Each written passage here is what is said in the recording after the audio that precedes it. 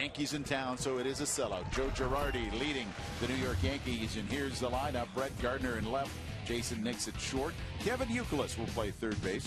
Juan Rivera will be in first. The catcher is Franco Cervelli. Matt Dias is the designated hitter. Melky Mesa in center, and Thomas Nealon right, and Jose Pirela will be playing second, and they'll be facing J.A. Happ. A little bit different lineup than what we're used to with the New York Yankees, and we can get into that as this game goes along with all the injuries and the problems that they have had this spring. First pitch from Happ, this game underway. A bunt from Gardner very quickly off the mound is the big 6'6" Happ, and he makes the play. He got out there pretty quick, didn't he? J. Happ will make his third start of the spring, his fourth appearance. There are his numbers from last year, 10-11 with a 479 earned run average. His last appearance was March the 5th at Baltimore when he stretched out to 3 innings. Now, this is the time in the schedule where pitchers really start to stretch it out. He's scheduled to go 4 innings this afternoon. He's going to use all of his pitches, his fastball, slider, and he's been working on a new grip on his split finger fastball. Jason Nix, the batter. He's hitting .261 this spring, 6 hits and 23 trips to the plate. .243 last year with the Pinstripers.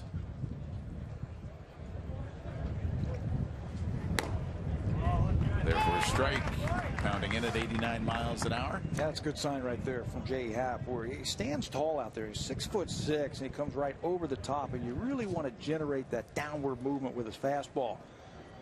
He did on that last pitch to Jason Nix. That one down in the dirt. And you were talking that they're trying to get 4 innings for J.A. Happ. Is this something that a pitcher really wants to? Now he gets more. This is more game-like. Yes, it is. This is the time in the spring where there's 3 weeks left where they really start to step on the gas pedal just a little bit more as a pitcher. Sharply hit foul down the third base line. You might go out there the first couple of times and work on a curveball, or you might work on a different grip on your slider, or you might not feel the arm strength that you need with your fastball. But now they've been down here about 3 or 4 weeks. Pete Walker telling me today that the pitchers will start to use everything they have with a little bit more on it the rest of the way in spring training. And this week marks the 1 month for pitchers and catchers reporting to Dunedin. Fly ball in the center field, the wind blowing in, but charging in on it, no problem at all. Melky Cabrera. Let's take a look at the rest of the defense that John Gibbons sends out there. Blue Jays 9th in the American League last year in fielding percentage, having trouble catching it in the spring. In left field, it'll be Davis, Cabrera, and Bautista in right field. Around the infield, Mark DeRosa, Mike McCoy, Emilio Bonifacio, and Adam Lind at first. The battery is Happ and Josh Tolley. Kevin Youkilis playing third, looking for his first hit of the spring. He's 0 for 9.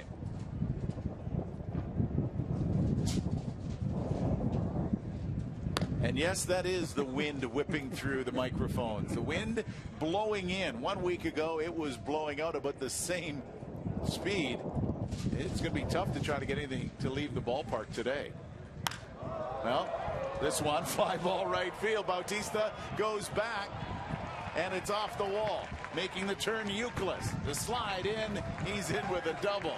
No sooner said than Youkilis almost tried to clear the fence. I think he was listening to you.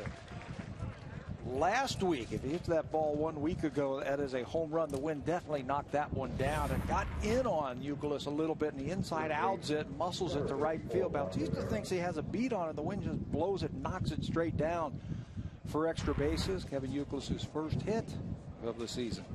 0 for 9 before that. Juan Rivera, first baseman. Rivera hitting .273, runner in scoring position. An off-speed pitch, nicely done by Happ. Well, he is mixing it up. Yeah, using his curveball a little bit more, slider, changeup. Use that fastball early at camp. You really want to establish fastball command. This one hit well left field, base hit. Getting the stop sign at third is Youkilis as the throw came in very neatly from Rajai Davis in left. Blue Jays worked on cutoffs and relays this morning before batting practice. That play right there. Man on second base, base hit into left field. Ideally, you want to hit the cutoff man, but with 2 outs, any chance of them sending that runner, you got to go ahead and try and throw him out. Throws it all the way in. Rivera's not going to go to second base on that one. Rivera at first, Youkilis at third. Francisco Cervelli, the catcher. Hitting .235 for the spring. Driven in 1 run. Has a man 90 feet away.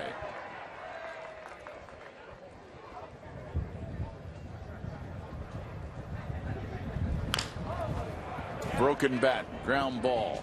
Up with it quickly as McCoy makes the play to first, and that will leave 2 aboard. Top of the first complete. Blue Jays coming to the plate. Take it from here. Stay with me. Stay with me. Stay with me. And then stay with me for free. Now stay 3 separate times and earn a free night. Thank you, Canada. For almost 50 years, we've served our premium.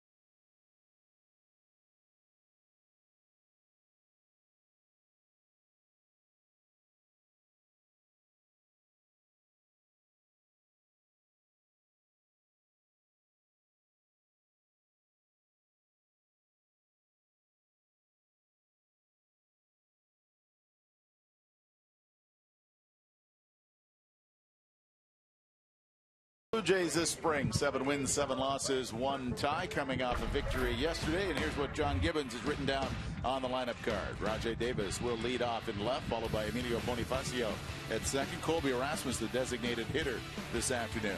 Bautista, Cabrera, and Lynn, the middle third of the order. In right, center, and at first, Mark DeRosa is handling things at third. Josh Tolley's behind the plate.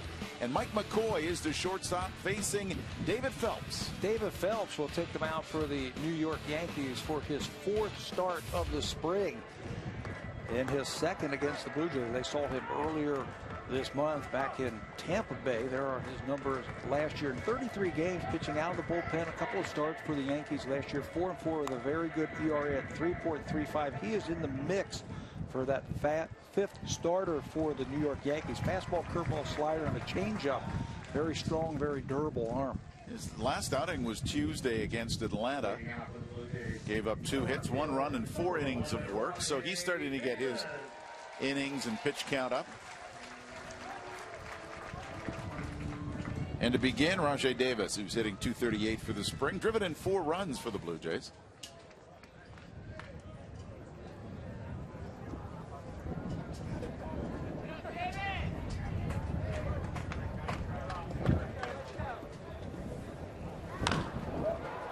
Jay sends it high and foul down the right field side. You know, the first thing you see with the Blue Jays this year as opposed to last year, they have so many options offensively. No Jose Reyes because he is at the WBC, so you flip in Rajai Davis, a very good leadoff hitter with a lot of speed. They also have those switch hitters that they can go to. Emilio Bonifacio can lead off if you need to. So a lot of options for John Gibbons this year.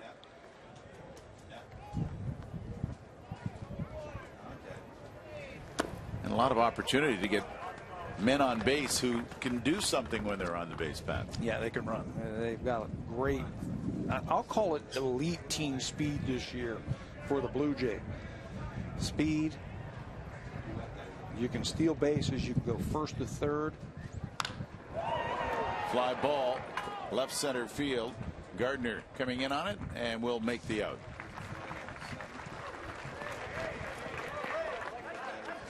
Brett Gardner, they're hoping for big things from him in 2013. Second baseman, number 1. Gardner is playing left field this afternoon. There was talk of him moving to center field, and then Curtis Granderson got hurt, ironically, and Jay Happ hit him this afternoon, starting pitcher for the Blue Jays. Surprised to see Gardner in left field. Emilio Bonifacio looks at a strike. Clicking in at 88 miles an hour. Hit 258 with the Marlins last year. Drove in 11. That pitch low. David Phelps has a good arm. He can hit both sides of the plate with his fastball. The Yankees think they have something in him. This one into the gap. Dropping. No, coming in to make the play was Mesa.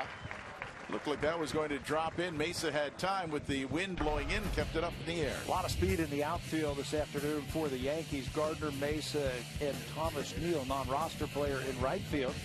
Euclid, Nix, Perella, Rivera will form the infield. Savelli and Phelps, the catcher and the pitcher, and that is Kevin Euclid with A-Rod out, possibly till the All-Star break. Euclid becomes a very important signing for the Yankees, and he'll play third base this afternoon.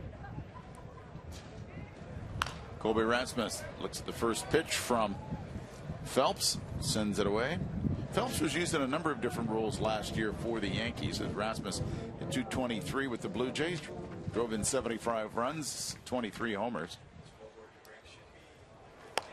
Inside, he appeared in 33 games, had 11 starts. Had one of those starts against the Blue Jays in Yankee Stadium. Second game of a doubleheader. Nothing really fancy. Doesn't really wow you with the radar gun, but he pitches. He's got all the pitches, and he can move the ball around the plate, making it tough for the hitter to guess. We've seen him at 88, 89 miles an hour. 2-1 pitch to Rasmus. Holds up on it. Nope, that one off speed.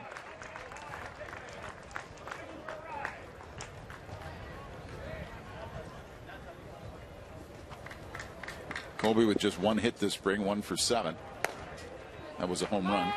And there's a strike. Working on a little bit different stance since he has come back from that shoulder injury. Hands are not as high as they were last year. Feels like he can get to the ball a little bit quicker with the hands lower. The 3-2 sent foul. He still stands close to the pitcher, and he still stands very close to the plate.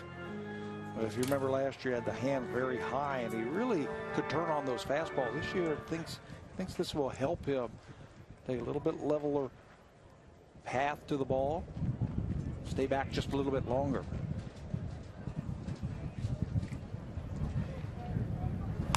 Second 3-2 offering.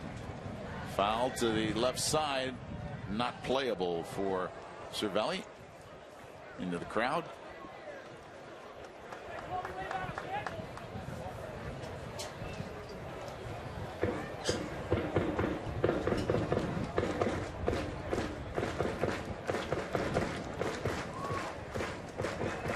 Marcus Patillo is calling the balls and strikes. In behind the plate, David Phelps on the hill for the Yankees. Phil Cousie's at first. Mark Carlson and Travis Carlson at second and third. Rasmus hits it straight away center field. Melky. Mesa. Plenty of time to look at 3 fly ball outs for Phelps. The first inning in the books. No score in Dunedin.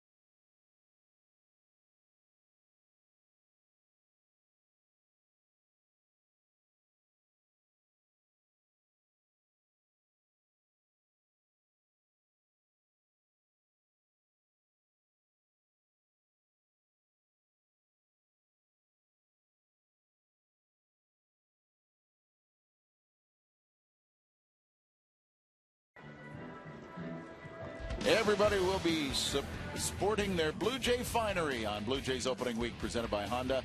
Starts with the Cleveland Indians, April 2nd through the 4th. The Red Sox, that's right, John Farrell's return, April 5th to the 7th. Honda opening night is sold out, but for ticket information for the other games, 416-341-1234, BlueJays.com, or you can check at most Rogers Plus locations. Diaz, Mesa, and Neal due up for the Yankees in the top of the second. Starts with a strike, does J.A. Happ. Gave up 2 hits in the first inning, double to Euclid and a single to Rivera. Diaz is hitting .222 for the spring.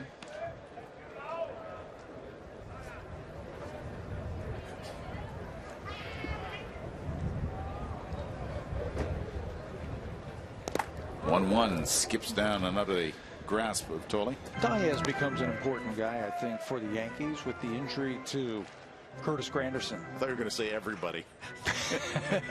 The injury to everybody. You can almost say that about the New York Yankees, the way their spring has gone. All right, back to Happ, a big reach. He's able to knock it down, make the play. Third member of our broadcast crew has got a pretty good location right down the first baseline. Here's Arash Madani. Yeah, Rob, I certainly do. In the Blue Jays clubhouse this week, they actually were throwing around some different T-shirts, including this one that reads Lo Viste, and on the front is a design of what Jose Reyes does with the eyes, putting the 2 index fingers up. It was Emilio Bonifacio who was actually the one handing them out to the rest of the players. Everyone wearing the middle part of the week towards the end of the week, part of their team bonding deal. There's a Canadian flag on the lapel, so, and on the sleeve. So these guys are getting into the spirit here in their first year with the Blue Jays. We'll jump into that, won't we? Yeah. I'll wear that. Trim fit, though, right?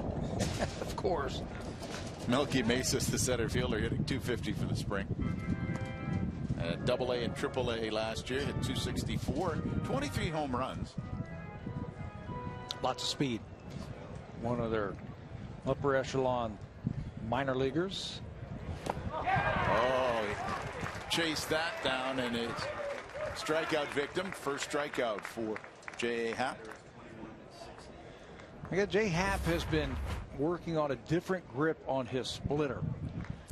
Right fielder number That time it looked like the curveball, and it's a good place with a young hitter trying to make a team. With 2 strikes, you can expand the strike zone, bounce a curveball up there, and he'll go and chase it, and that's what Mesa does. Thomas Neal, the right fielder. But what Happ has done is he has taken his thumb from under the baseball in that split grip, and he's moved it to the side of the baseball to just get on top of it just a little bit more, trying to get more of a tumbling action on the baseball. Can be a very effective pitch, especially for a guy that with that size and the way he throws right over the top. Pete Walker, and he had been working on that in the bullpen, and if he can master that, and he got some special instruction today from Jack Morris, who was down on the field showing Pete Walker how he used to grip it. The 2-1 ground ball that gets by a diving McCoy into center field. A base hit for Thomas Neal.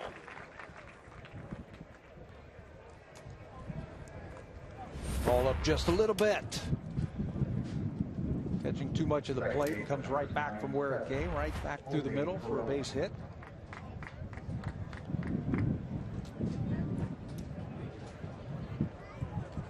Stepping in now, Jose Perella playing second. Pretty good spring. 6 hits, 15 trips to the plate, so batting .400. Takes up high.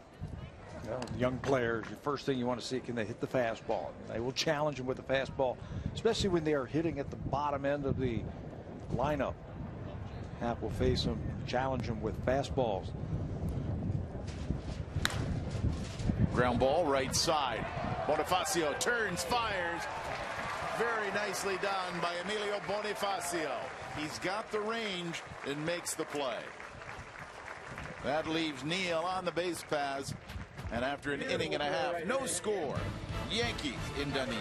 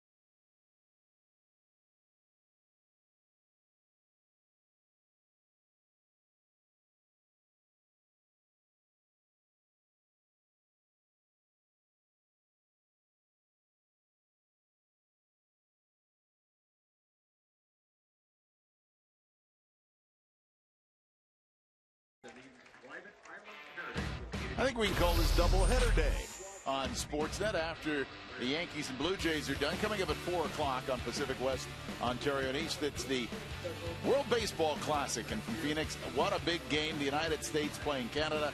Jamison Taillon going to the hill for Canada against Derek Holland. It goes at 4 o'clock, 1 Pacific time. Win and you move on. Win and you're in. Yep.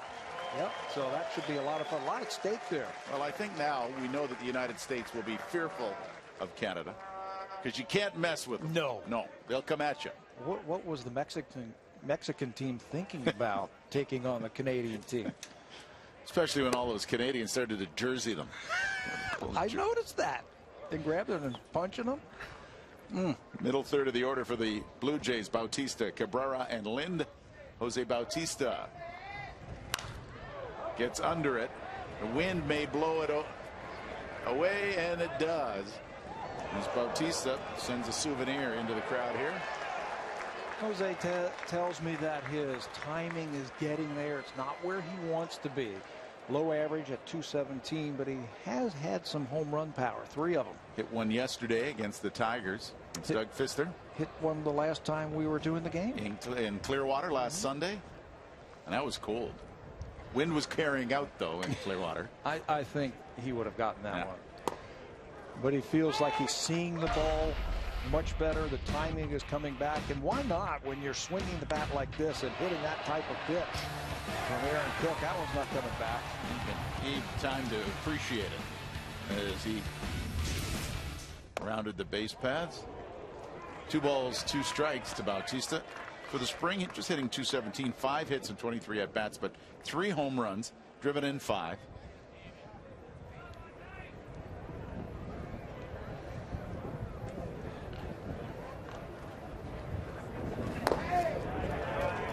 Again, off speed again. Not too worried about Jose Bautista. He's a veteran. He knows what it takes to get ready for the season.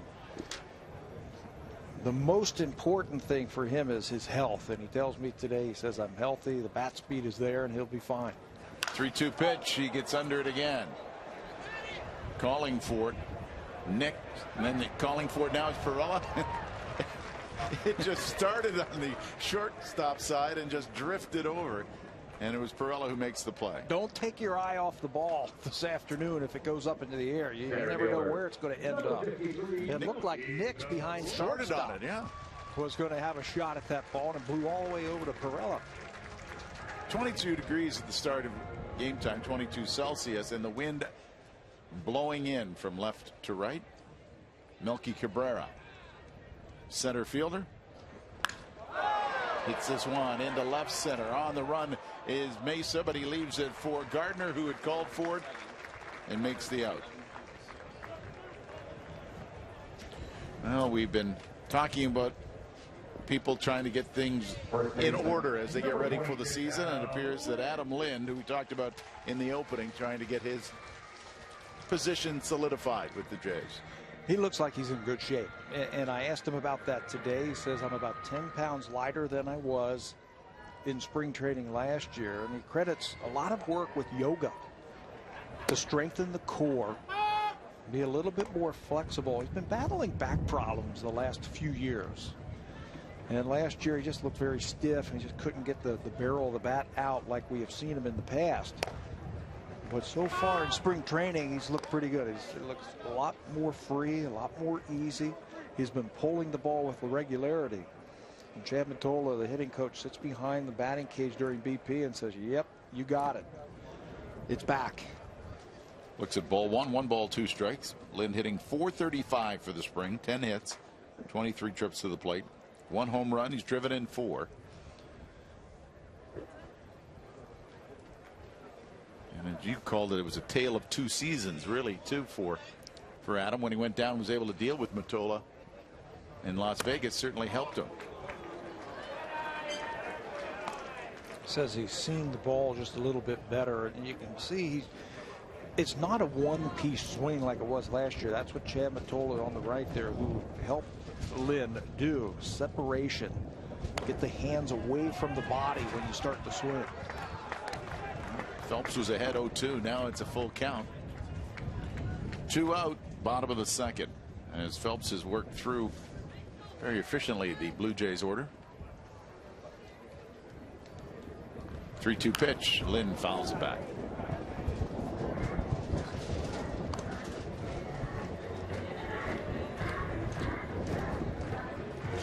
And here's a case too where Adam got behind 0-2 and then just very patiently stayed with it. Shows you that he's seen the ball. He's taken a couple of borderline, very close pitches from Phelps, and he's been able to lay off of them. This one he drives over the head of Nix and into left field. And Adam Lind adds another to his hit total. It's the 11th hit of the spring, a 2-out single. I believe he has hit in every game but one. And he keeps that streak alive. Kevin Toller very happy with what he sees from him. Slow everything down. You can see how quickly that bat comes through. Even in slow motion, it's on a level plane. It's a good looking swing right there. Lynn stands at first, the first hit against Phelps on the afternoon. Phelps now facing Mark DeRosa, the third baseman.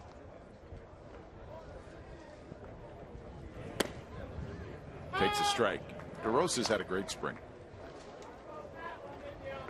Washington Nationals last season just hitting 188, but this spring with Toronto hitting 533, 8 hits, 15 at bats. And that one came in. His playing time will go up now in the spring with the injury to Brett Lawrie. Lawrie having to pull out of the WBC because of the rib cage issue. So Mark DeRosa will get most of the reps at third base over the next couple of weeks.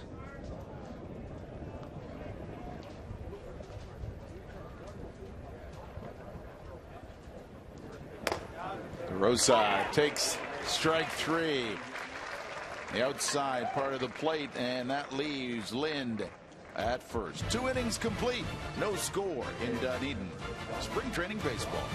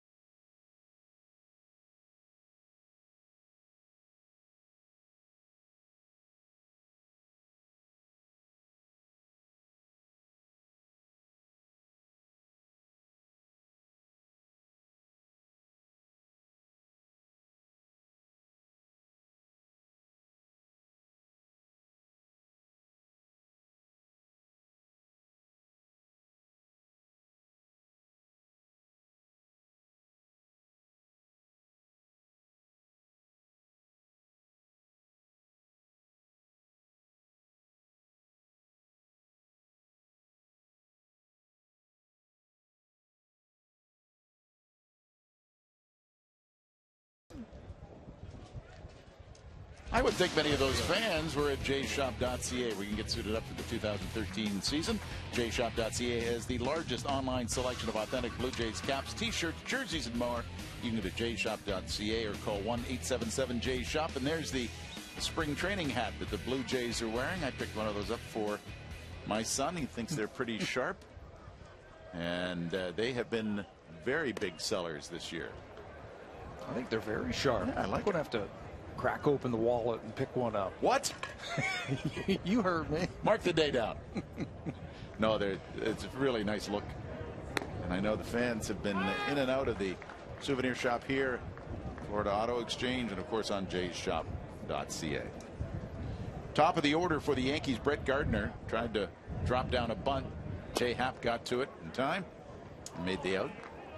2 balls, 1 strike. I thought the Yankees really missed what Brett Gardner brings to the table for the Yankees last year. He missed pretty much the whole season with the elbow problems.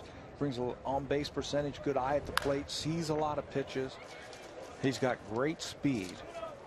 Something Yankees don't have a whole lot of, that good team speed where you can manufacture runs. And that's where the Yankees had a lot of problems last year. If they weren't hitting home runs, they weren't scoring runs. And I think that's a reflection on Brett Gardner being out of the lineup. One hit the glove at 89 miles an hour. Joe Girardi is going to have his work cut out for him the first couple of months of the season with all the injuries. Till the regulars get back. Chopper to third, and DeRosa very quickly makes the play. Let's join the Ranchman Daddy once again. Rob, Jason Nix is starting at shortstop today for the Yankees because the captain, of course, is coming from that long road back from the broken ankle he suffered in last year's postseason.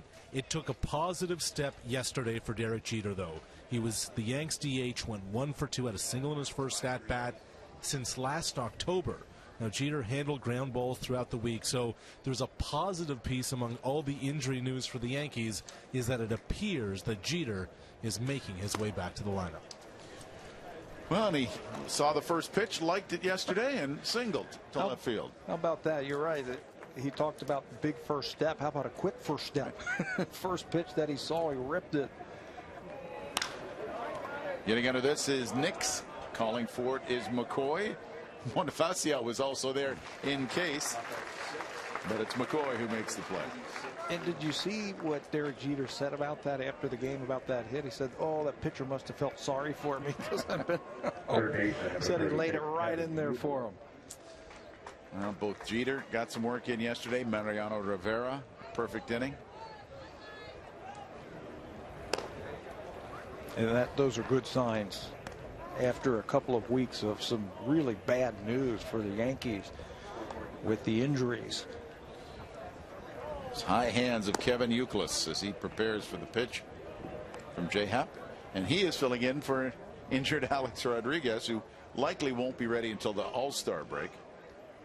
Yeah, that would be the earliest that they're talking about A-Rod coming back is the All-Star break. Just didn't look right last year. Just didn't have that speed of the bat. The lower half just couldn't get into the swing last year for him. And we all know why now, because of the hip problems. Youkilis takes that strike on the inside. Doubled off the wall in right. His first trip to the plate in the first inning. Got as far as third.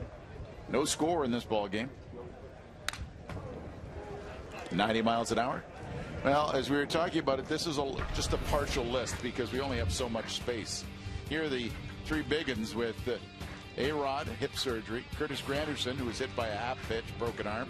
Mark Teixeira with the wrist, and he's out 8 to 10 weeks. Yeah, and right now, that's why we say the first 6 weeks of the season, they're going to really have to piece it together. They're hoping Granderson comes back in the middle of May, and that's what the timetable says. The same thing with Teixeira, but with wrist injuries, you never know.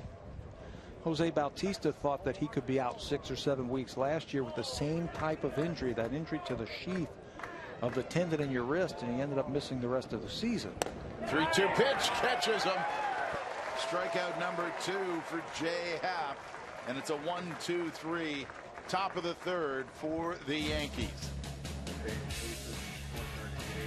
Hap delivers, and it freezes Youkilis.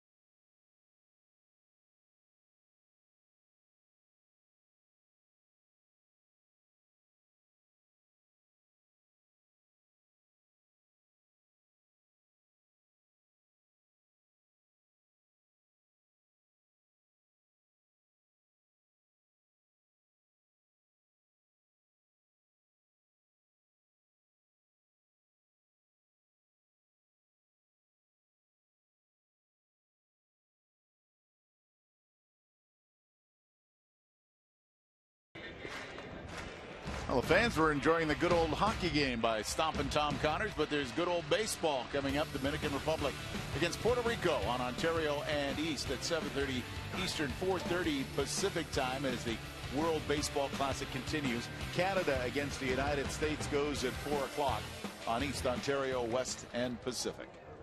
Now that is the 4 o'clock Eastern Daylight Time, and I hope everybody sprang forward the way they were supposed to last night. I don't think anybody reported late for work. No, I didn't see anybody. Everybody was here on time. 9 o'clock stretch. I know you took attendance. Well done. Tolle, McCoy, and Davis in the Jays half of the third. The Mets last year, the numbers for Josh Tolle. Drives this into center field. Base hit. Leadoff single. Second hit of the game by the Blue Jays against David Phelps. Josh Tolle with a nice little short swing. That's his game. Just spray the ball around the field. Take it right back through the middle. Not going to hit for a lot of power. He's got a good eye at the plate and a nice little short swing. A good start here in the third. Rajay Davis. Fly ball to left field. Oh, Mike McCoy rather, and then Rajay Davis. That's the order. McCoy, his first trip to the plate. On the move is Tolle.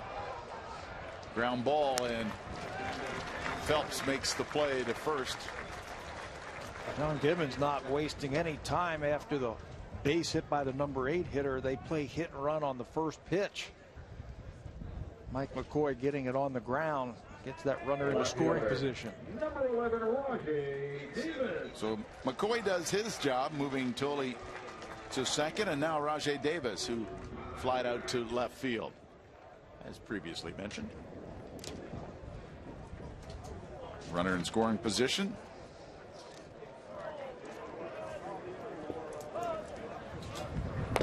Good time to play hit and run, just like we saw. You got a guy who can handle the bat, the pitcher who throws a ton of strikes, and David Phelps. Why not? The worst thing you're going to come out of that is you got the leadoff hitter up with a runner in scoring position. You got 2 shots at trying to drive in that runner. Strike called. 1 ball, 1 strike to Davis. 257 last year in his time with the Blue Jays.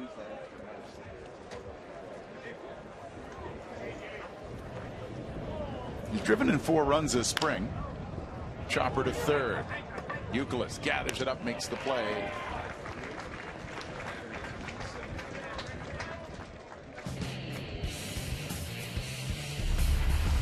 Blue Jays spring training on Sportsnet. Brought to you by MLB 13 The Show. Only on PS3 and Vita. Available in stores now. Wouldn't be a bad day to be at the beach, but a pretty good day, an excellent day, in fact, to be at the ballpark. Emilio Bonifacio flied out to center.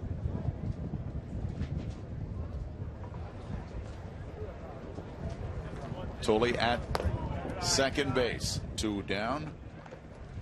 Facing David Phelps. We were talking about the injuries for the New York Yankees, and CC Sabathia throwing a simulated game today in Tampa. They want to get him into actual game action next week. Ground ball right to second. Pirelli's got plenty of time, makes the play, and that will leave Tolle on the base pass. 3 innings complete in Dunedin, New York, and Toronto scoreless.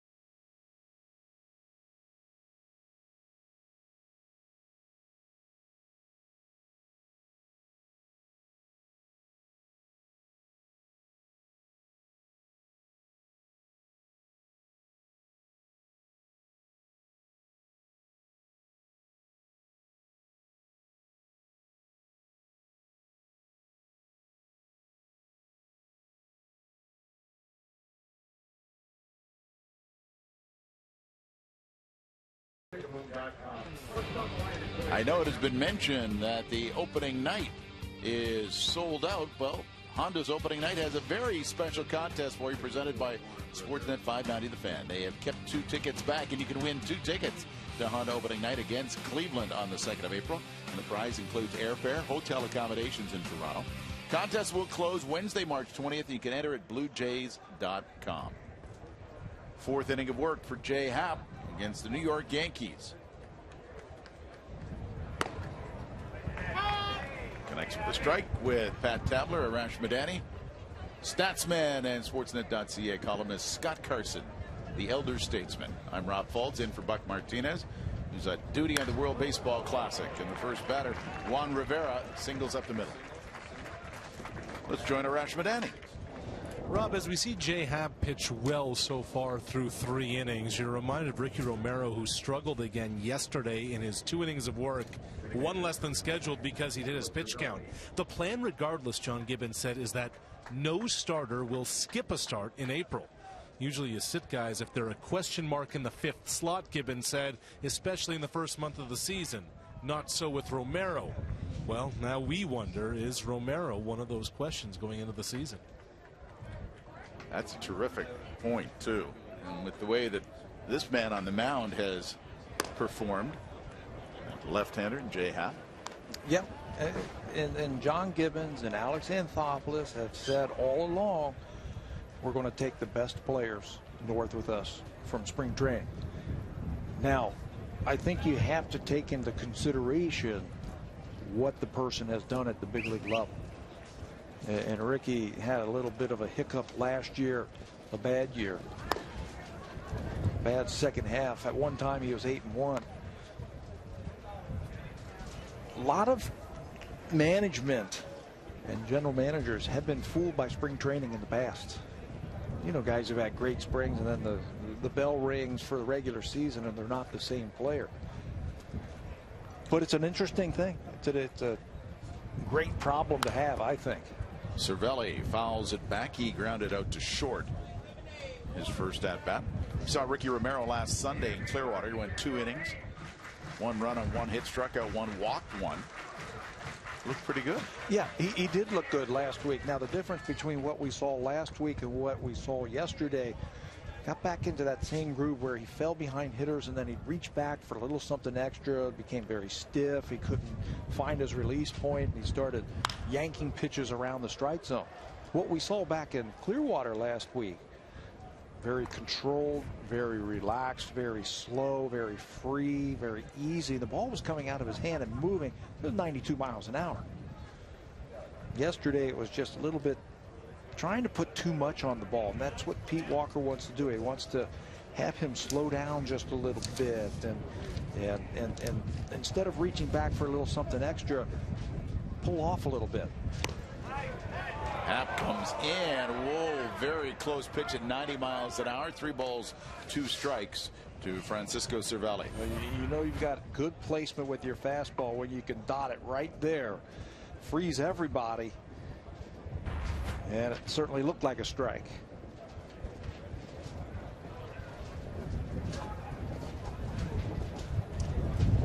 (3-2) on the move. Pitches up high. Ball 4.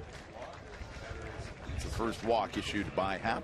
Runners at first and second. Nobody out. Yankees have something cooking in the top of the 4th. Thought he had Cervelli struck out, and then you've got to come back and make a better pitch. Happ scheduled for 4 innings today. Cecil, Ortiz, and Hinshaw also marked down to pitch. Brett Cecil will throw 2 innings. He should follow Jay Happ this afternoon. And then Hinshaw and Ortiz, like you said. Our plan is to talk to Jay Happ when he's all finished with his day's work. And Dias grounded back to the pitcher.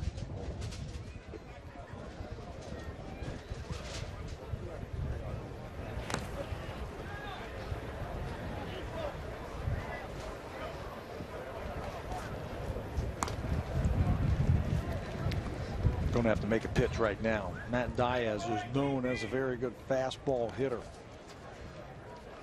Couple of runners on, nobody out. He's ahead in the count. You know he's sitting on the fastball here. And that Diaz is one of those ones spending time competing for an outfield and or DH spot, you know, combination thereof.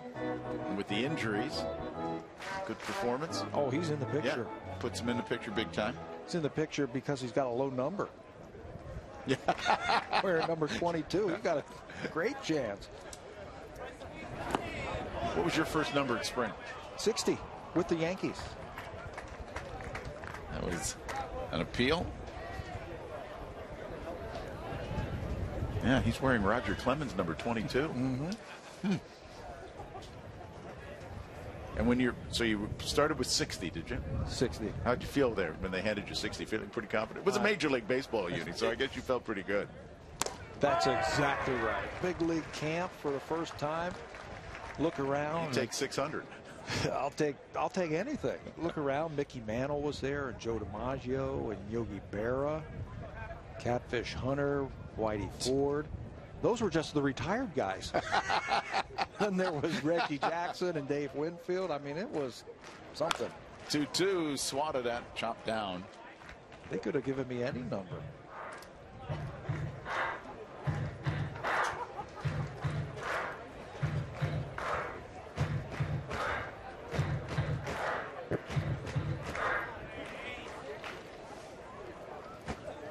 Big pitch here. 2-2. You don't want to go to 3-2. Rivera's at second, Cervelli at first. He goes 3-2 as he tried to paint the outside corner.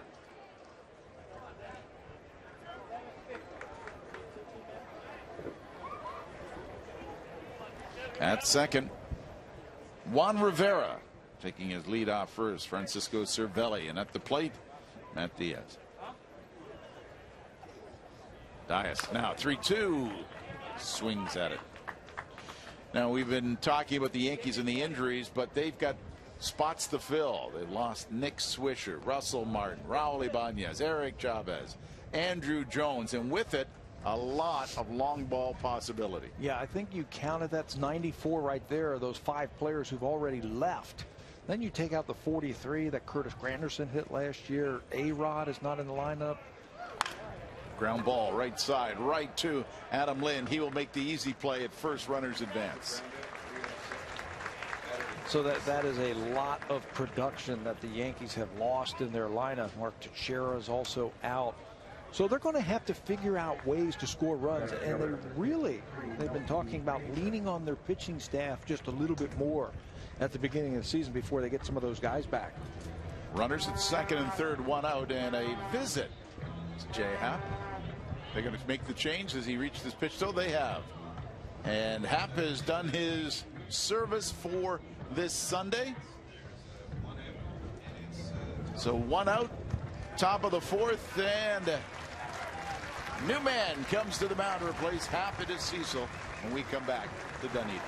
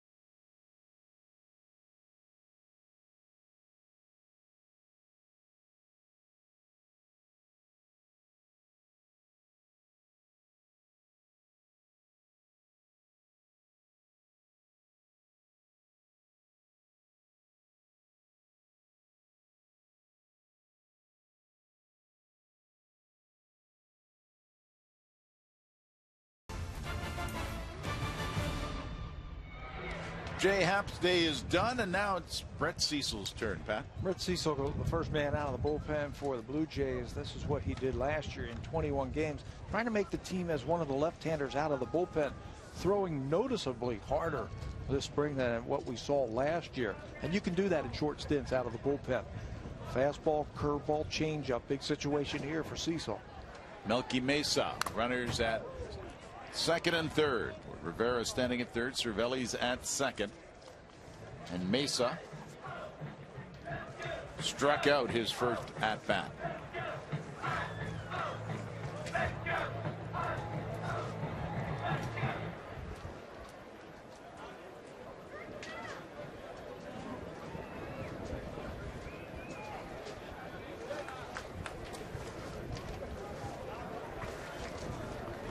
Cecil takes a long time looking into Tolley. The 0-1. There for a strike. 87 miles an hour. Okay, now he is up 0-2. Remember what Mesa did last time. Curveball in the dirt from Jay Happ, and he ended up striking him out. Brett Cecil's got a couple of options. He can go upstairs with a fastball, or he can try one of those curveballs here. Comes in, strike three call. Inside with a fastball. I think that one surprised young Melky Mesa that he came right after him with a fastball. Freezes him on the inner half. That one 90 miles an hour and in a good spot. A big strikeout for Cecil. 6 of the 10 outs for Happ were ground ball outs. That's a good sign. And now Cecil does his job by coming in, getting the first man he faces.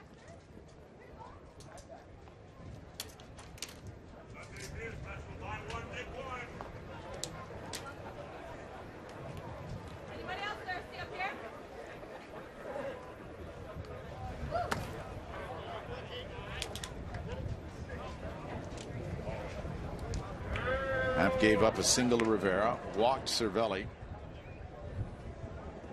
Got a ground ball out to Diaz, and now Brett Cecil's taken over. Struck out the first man he faced. Now facing Thomas Neal, who singled into center field.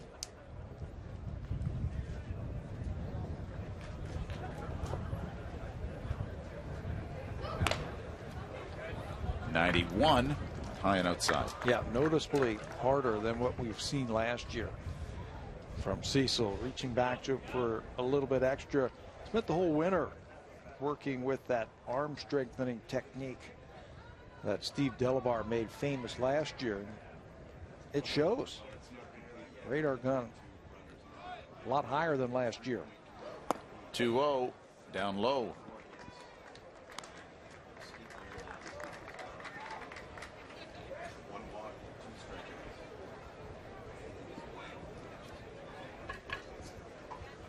Two runners on, 2 out. Cecil with a 3-0 count to Thomas Neal. Misses outside. Bases are loaded.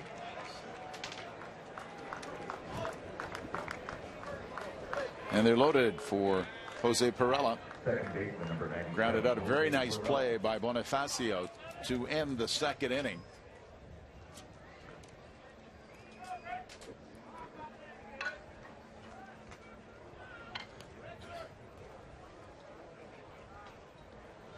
Yankees threatening, and a strike. 92 miles an hour from Cecil. After he fell behind Thomas Neal, it looked like Brett Cecil was pitching around him with first base open. Say, okay, you know, I'm not going to give it in right here after the big strikeout to Mesa. If I end up walking, not that big of a deal. Now they've got to force out at any base. And he went after it. And ahead. 0-2. Perella started on it, just couldn't hold up. And you hear the crowd starting to get into it with the bases loaded and a 2-strike count.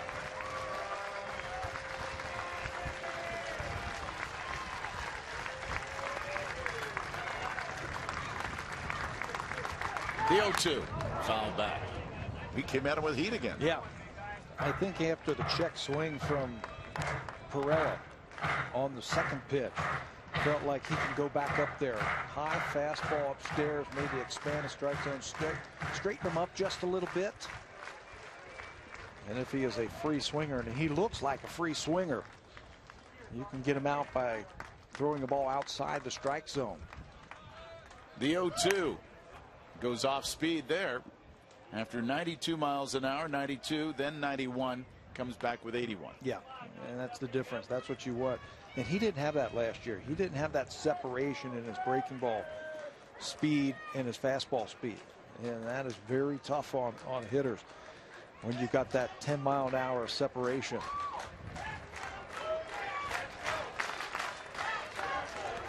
Bases full. Top of the fourth, 2 down. Another 0-2 pitch from Brett Cecil to Jose Perella. Ground ball, snagged nicely. Long throw over, in time. Terrific play by Mark DeRosa to end the threat, and the fans stand and salute.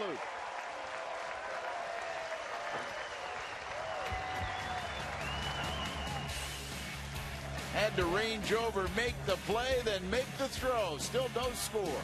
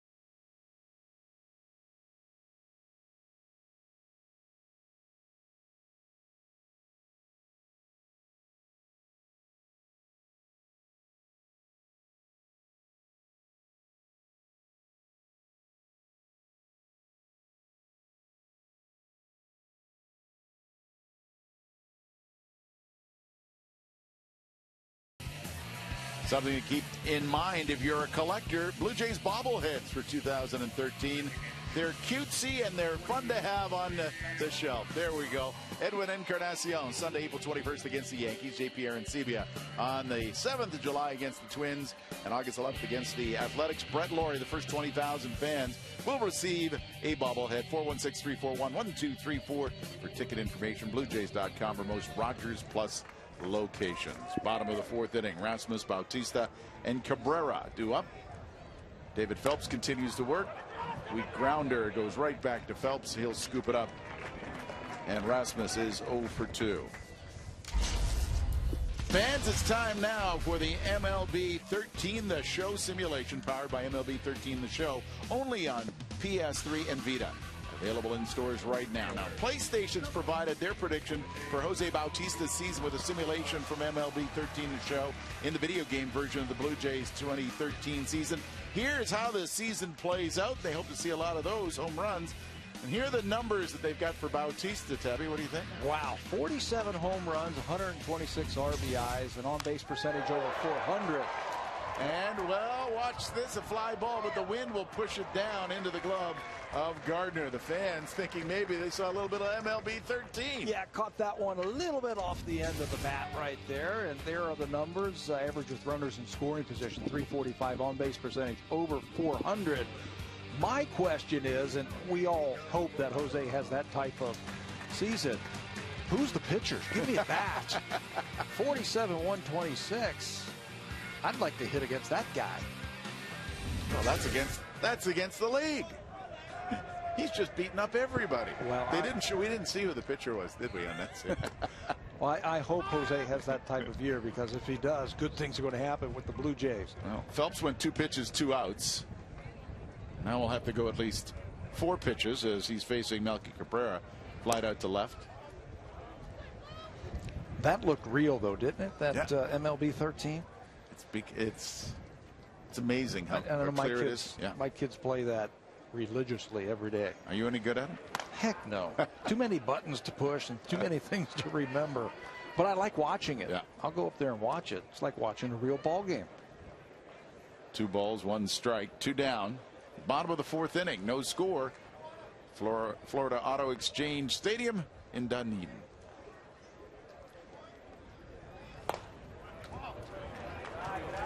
Three and 1 the count. So after getting the first 2 batters, bang bang, and do a little work with Melky Cabrera. And that's his job. After those first 2 batters go out on 2 pitches, he's got to see a couple of pitches, make him work just a little bit. He turned and started to waltz towards first. Umpires hate that. It's called strike. 3-2. Jay Happ had one called a strike. He had one also called a ball. Same type of pitch, that time a strike. Got to be swinging now.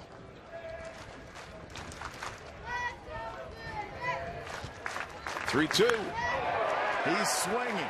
Fair ball into the corner right field. Cabrera rounds first. Some trouble by Neal in the corner, but Cabrera has a stand-up double. Fans are going to watch Melky Cabrera this summer, and they're going to see a guy who can just flat out hit. 3-2. He comes back with a curveball, and Cabrera stays back and whacks it down in the right field corner for extra bases. After taking a 3-1 pitch for a strike, a fastball, Phelps tries to change up, throw him a curveball, but that guy can hit. And he's standing in scoring position for the hottest hitter on the Blue Jays.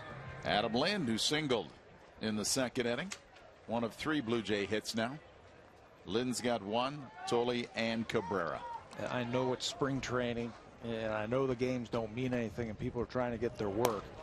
But I'd be very surprised if Phelps throws anything close to the strike zone. It's a situation. This is what we want to be in. It's the situations that you're going to get during the regular season. He's taking a look at Cabrera at 2nd. And down low. 1 ball, 1 strike. You know, guys still have pride and they still want shutout innings when they go out to the mound. And he knows that Adam Lind is hot. He also knows that Melky Cabrera's in scoring position. You want to save that run. You've got first base open and a right-hander on deck. The 1-1 in the dirt and blocked by Cervelli.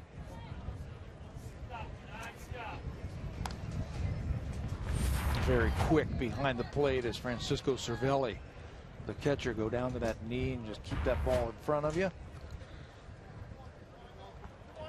Here's Mark DeRosa, the right-hander on deck, who struck out his first time against Phelps.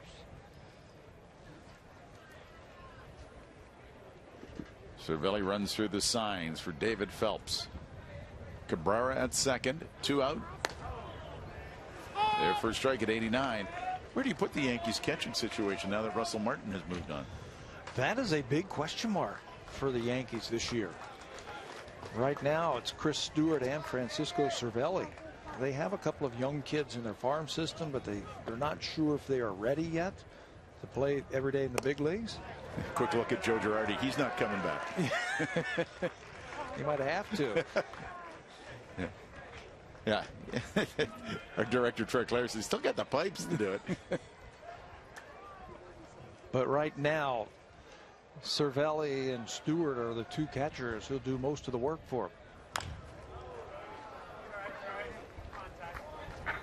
Well, after quick work on Rasmus and Bautista, Phelps has had to bear down with Cabrera and Lind. And he didn't challenge him with a 3-2 fastball. Threw him a changeup. Fastball him now? Well, I was a guess hitter, so I'd be guessing off speed pitch. Again? Yep. I know first base is open. We'll see. The 3-2 right back at Phelps, a 90-mile-an-hour fastball, and Phelps ends the inning, leaving Cabrera at second. 4 innings done, no score.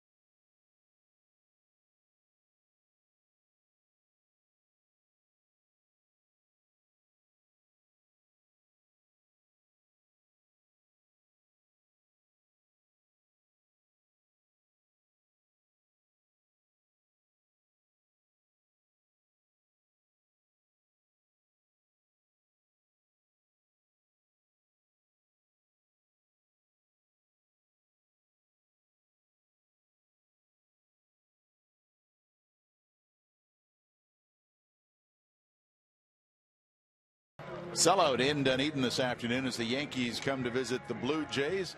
Jay Happ got the start, went 3 1/3, and joins us now.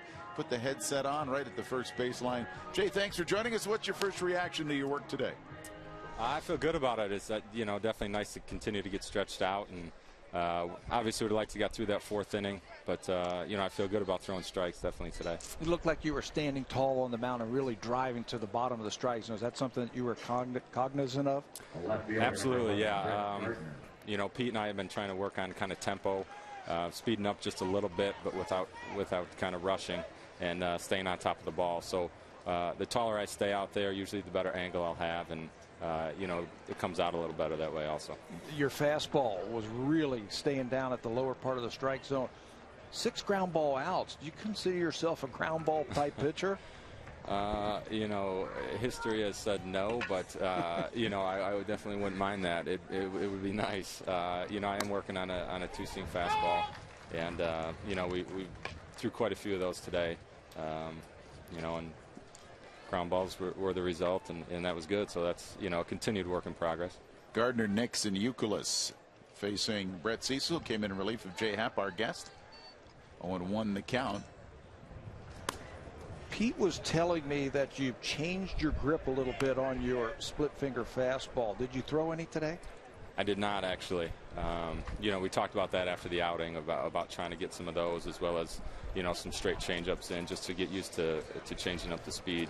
So that's something that we're going to continue to work on the side, and then hopefully take it into next game. Now, what has John Gibbons told you about your role with the team for 2013, Jay?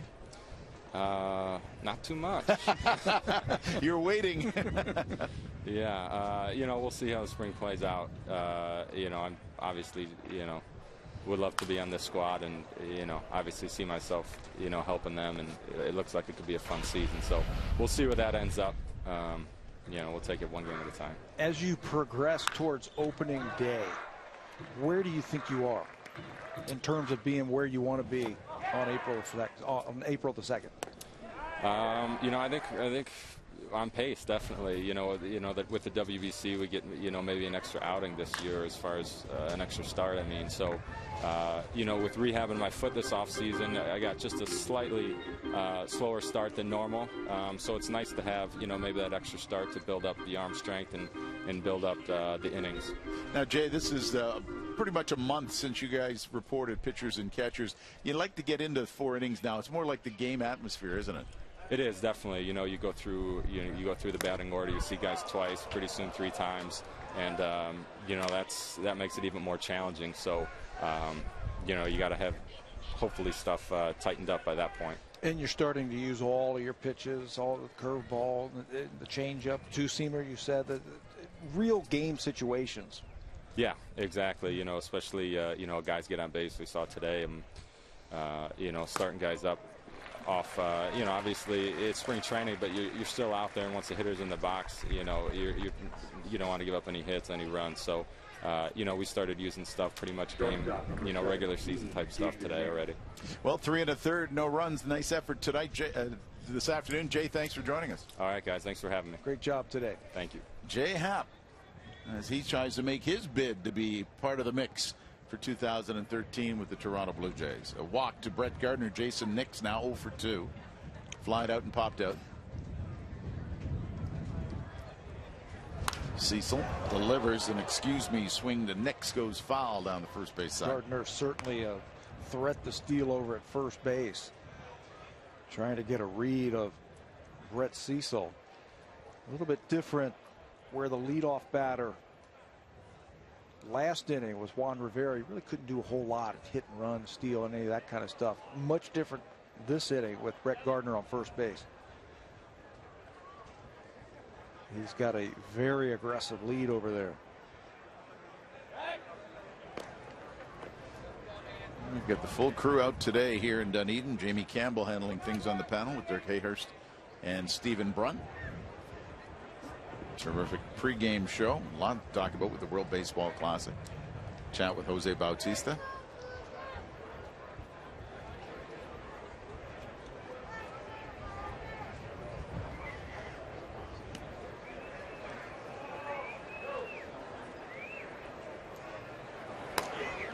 See off speed.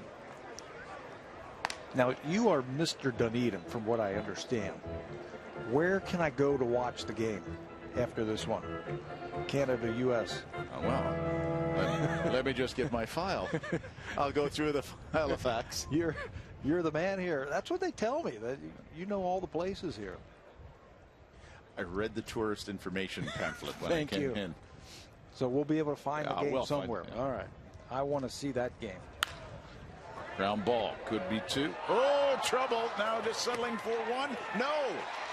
McCoy maybe thinking about the DP, not able to get the play. Everybody's safe. Yeah, a little bit too quick trying to pull the trigger. Mike McCoy at shortstop. He charges the ball, which he has to do because he knows the runners can run. And it comes right up to him. You see how he charges it, goes to catch it, and then the transfer, he had plenty of time. That's where you really have to slow yourself down. If you get ahead of yourself, these type of things are going to happen. And the Yankees are sitting pretty now. First 2 runners get on. And you could see Mike right away go, okay, I'm not going to get second. Let's try for first. So heads up and trying to get one of them. There, they fake going. Brakes were on. Kevin Youkilis doubled in the first inning. Called out on strikes in the third. This is one of the problems that the Blue Jays have had this spring, is their ability or their inability to catch the ball consistently. They have worked hard on it. They did some extra work this morning. And now Brett Cecil really has his work cut out for him. Scheduled for 2 innings of work. Brett Cecil.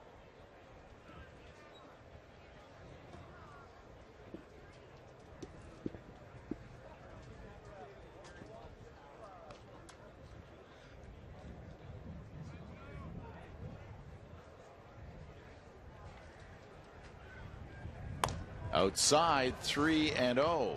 Big difference from last inning to this inning. Last inning, the first 2 runners got on board, and they were able to get out of it by pitching to the bottom of the lineup. This inning, the first 2 runners get aboard, and they've got to go right through the middle, the heart of the Yankee lineup this afternoon. Youkilis, Rivera, Cervelli, some veterans who've been around, and they have hit in these situations before. 3-0 for a strike, 90 miles an hour. 3-1. Runners first and second. Gardner at second. Nix at first.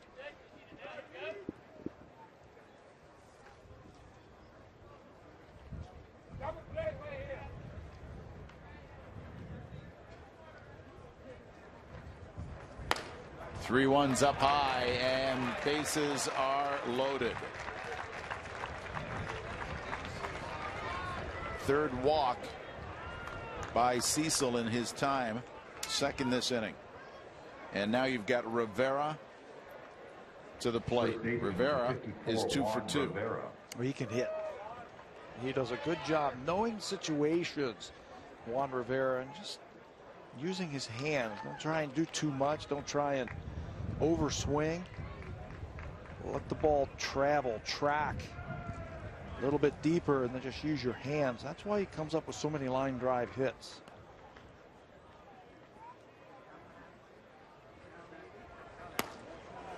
Breaking ball for a strike to start against Rivera.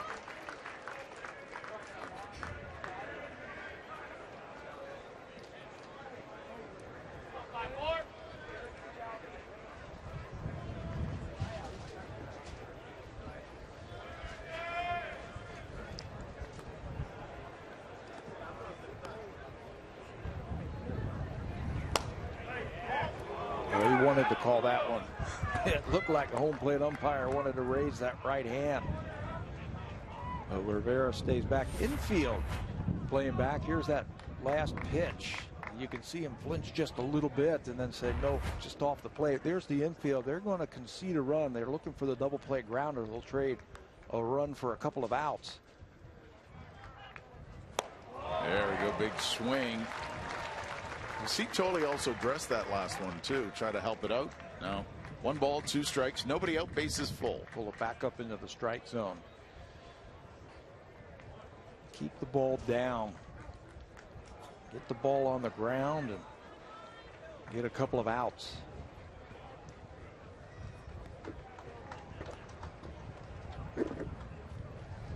The 1-2. And just reaching out to keep the at-bat alive as Rivera just kind of stretched out to get a piece of the ball. And no stride. You can see he's spread out as it is, and he's just now just trying to use his hands and track the ball as long as possible. Just make contact, get the ball into the outfield. Watch him. No stride. Shorten up the swing just a little bit. You don't want to strike out here. The 1-2. Fly ball. This one will get into the alley in right center field. 1 runner. Here comes Gardner. Nix is coming around. Here comes Youkilis in the plate. He is safe at the plate as the relay comes in. Clearing the bases. Juan Rivera and the Yankees jump in front 3-0. Juan Rivera can hit, and he knows situations, and he knows what he has to do at the plate, who's on the mound, and how to succeed. We showed you that one pitch that he fouled off. We had no stride. This is the hit. Look at that. No stride. Just get the bat head and the barrel out to the baseball, and good things are going to happen. Rips it up to the gap in right center field. The Blue Jays have a shot at the plate, but the throw is just offline up the first base side, or they would have had Youkilis. You see, Tolley has to go get it, and by the time he comes back, Youkilis scores all the way from first base. And that was the first hit of the inning after a walk, an error, and then another walk. Francisco Cervelli with Rivera at second, fouls it away. Well, he has always been able to hit, Rivera. You could just see the approach at the plate, capitalizing on the error by Mike McCoy that opened up this inning. Rivera, you could see he had a game plan up there. He knew exactly how he was going to attack Brett Cecil, and he came through with a 3-run double. Professional hitting right there. Still nobody out.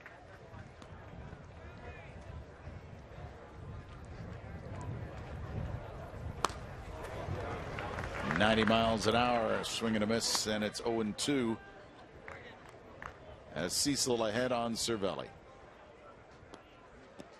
Grounded out first inning, walked in the 4th. Now you just want to battle. Runner at second base, nobody out. You're trying to push the ball to the right side of the infield and move that runner up now with 2 strikes, just trying to survive.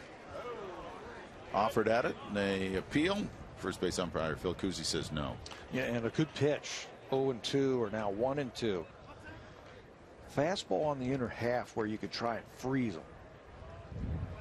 Thinking about shortening up his swing, and he's looking for the ball out over the plate.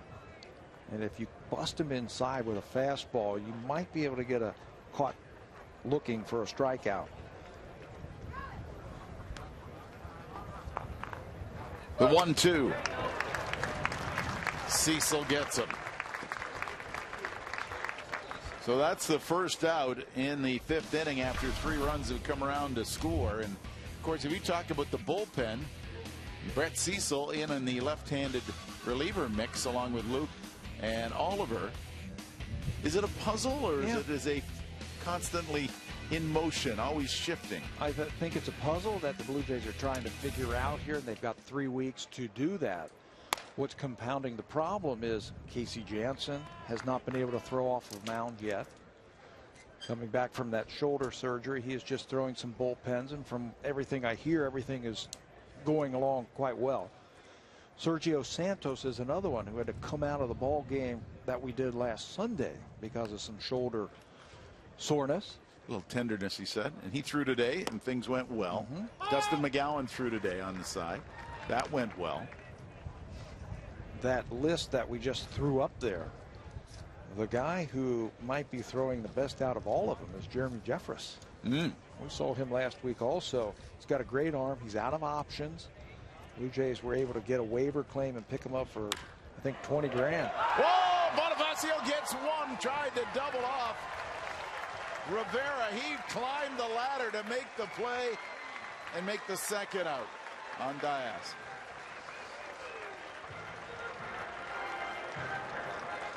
Oh, that's 2 very good defensive plays by Emilio Bonifacio. Hey, he can play second base. You got to give him some reps over there. He hasn't played there a whole lot over the last couple of years. He's been in the outfield, and he has had some injuries, but he can play there. And that was a good one there. It saved a run. And it marks the end of Brett Cecil on the hill. New pitcher when we come back to Dunedin. Yankees with a 3-run lead.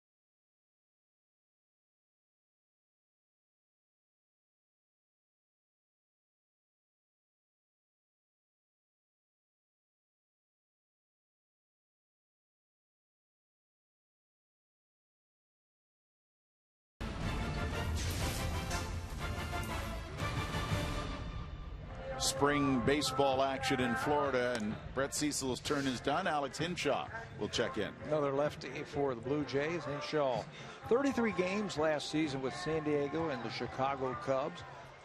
1-1 with a 6.04 earned run average, but 11 strikeouts per 9 innings pitched. He's got a good fastball and a sharp slider, a little bit of a changeup. Comes in here to get some work in. He will probably finish up this inning and throw another one. Let's try to stretch him out just a little bit. Melky Mesa struck out twice. Runner at second is Rivera, who brought in 3 with his double into right. Bases loaded double has given the Yankees a 3-0 lead. 3 runs, 5 hits, no errors. Blue Jays no runs on 3 hits. They have committed an error.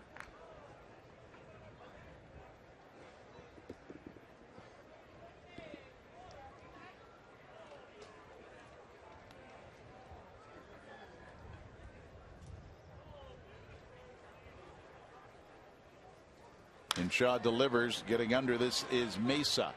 Shallow left. McCoy goes in, and he's called off by Rajay Davis. And Hinshaw does his job, stranding Rivera. But Rivera, the big blast, 3-0 Yanks.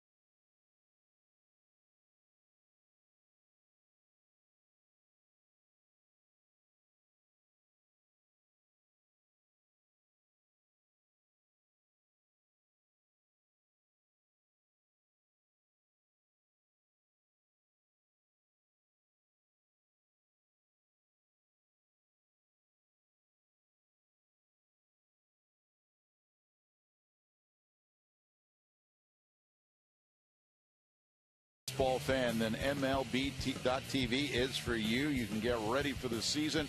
Watch every out-of-market regular season game live or on demand in HD quality. You can watch up to 4 games at once with multi-game viewing. Season subscriptions start at $109.99. You can visit BlueJays.com for more details on MLB.TV.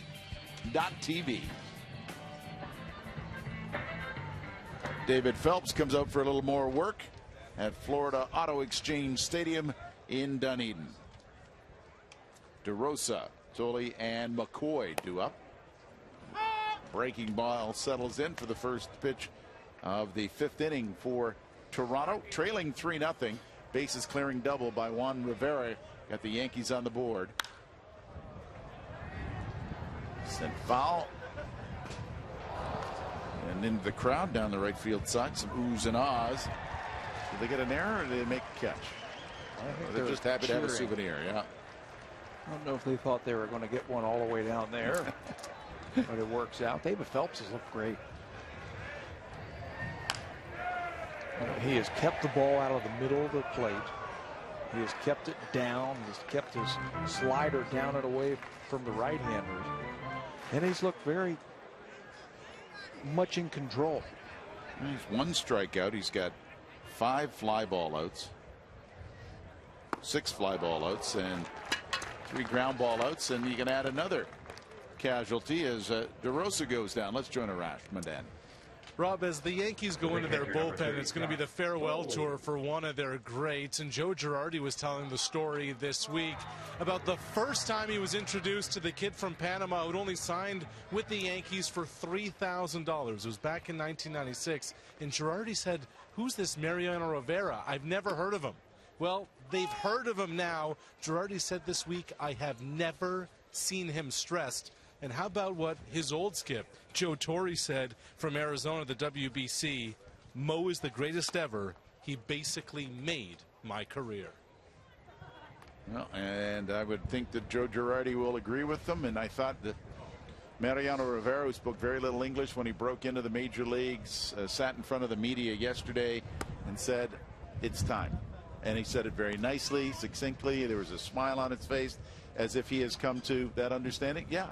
He says, "I'm hoping my last pitch is the last pitch of the World Series. I'd like that to be the way I go out, but I've made the decision." And he goes out yesterday, 1 inning, 15 pitches, 2 punch outs, 1-2-3 inning. Just like he hasn't missed a beat at all. It was back last May in Kansas City where he blew out his knee and missed the rest of the season. And he said also that if he did not get hurt last year, 2012 would have been his final season. Josh Tolle has one of the 3 Blue Jays hits on the afternoon against Phelps. Up high, full count now. How many times can you say a guy has played 19 years in the big leagues as a pitcher and basically have one pitch? Yeah. One type of pitch. But a good pitch. That's how devastating that one pitch was. The cut fastball. Inside, and Tolle is aboard. Well, and just take a look at the all-time saves. Rivera at 608 with this season to come. Hoffman, Lee Smith, John Franco, and Billy Wagner. 43 years of age, Mariano Rivera. And that's not even counting all the postseason records and World Series records that he's held as a reliever. Chopped down. Again, very quickly off the mound is Phelps. He'll make the play on McCoy, but it does move Tolle into scoring position. Hit and run last time with Mike McCoy, and he bounced back to Phelps that time trying to bunt for a base hit. Just couldn't get the ball out in front and push it by. It looked like he was trying to push it by the pitcher, Phelps, and hit it right back to him. 2 out. Rajay Davis, who has flied out and grounded out, has Tolle at second base. Blue Jays looking to push a run across the plate. Yankees leading 3-0 here in the 5th. Again, coming with the bunt was Davis. He's got the speed. Well, that's a little bit of a surprise right there. With 2 outs and a runner in scoring position, you're down by 3 runs. Kevin Youkilis looking in at third base saying, go ahead and swing the bat. Try and drive that run in. Even if you're sacrificed, you can see how deep he is. Youkilis at third base. He is not anticipating Rajay dropping down a bunt. Big cut. No, Phelps has been very much in control of the game today. So you got the little swing, the bunt, and now the big swing. Slider down and away. Rajay was thinking about unloading right there. A home run. It's almost full 360. The 0-2 misses away. Phelps has looked very effortless this afternoon, hasn't he? Sure, with the situation that Joe Girardi and the Yankees find themselves in with pitching, to have somebody like Phelps come in and just look in control. 2 balls, 2 strikes as they appeal to first and Phil Cousy. A young pitcher. A guy they really don't have to baby, as you see Rajay hold up on that slider down and away. Yankees have a lot of age in their starting rotation. It's nice to have a young kid like this. 26 is a baby. Yeah. St. Louis native, went to Notre Dame.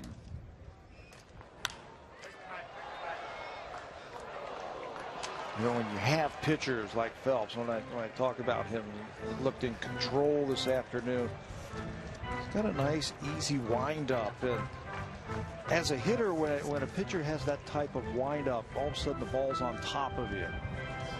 It's that type of motion where it kind of lulls you to sleep a little bit, and all of a sudden that fastball's in on your hands, or that slider is getting on you very quickly. You know, and you talk about the way that Phelps is performing now, and the rotation should be Sabathia, Kuroda, Pettit, Hughes, Nova. And now you put Phelps in there too. And Phelps finishes off the Blue Jays, leaving Tolle at second. So strikeout number 3 on the day by Phelps gets him through 5 innings, and he's got a 3-0 lead.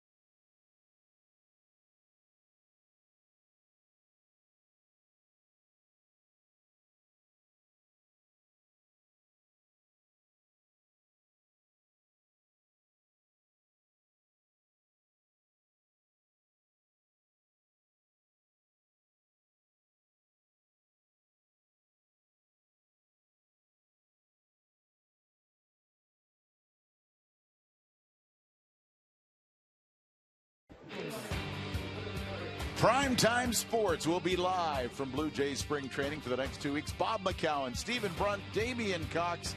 We'll talk to baseball's biggest names on the Sportsnet Radio Network and Sportsnet TV. Bob is in. Brunt is here. Damian Cox is on his way. And per diem will take a beating for the next 2 weeks. Some changes for the Blue Jays. Langerhans is in left, Gose in center. Jimenez is at first. Nikias is behind the plate. And LaRoche is at third base.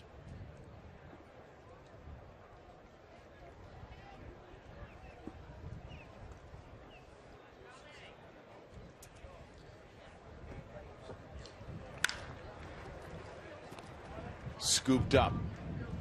And Thomas Neal is retired. For the Blue Jays now catching Mike McKeon. First base Luis Jimenez.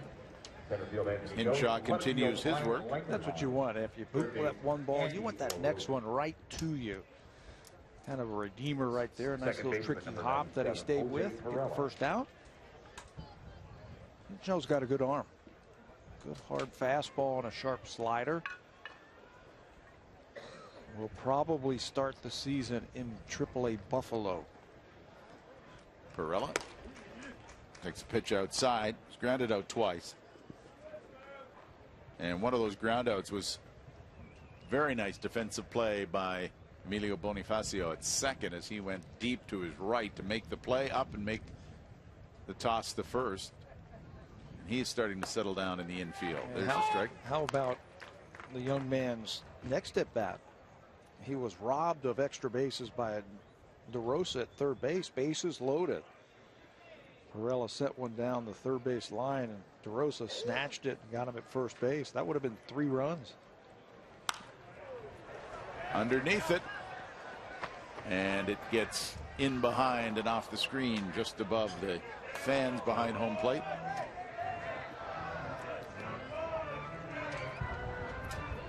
I'm wondering if he's liking Dunedin right now because he's been robbed of a couple of hits. A very long trip from Tampa and the spring training home for the New York Yankees to Dunedin.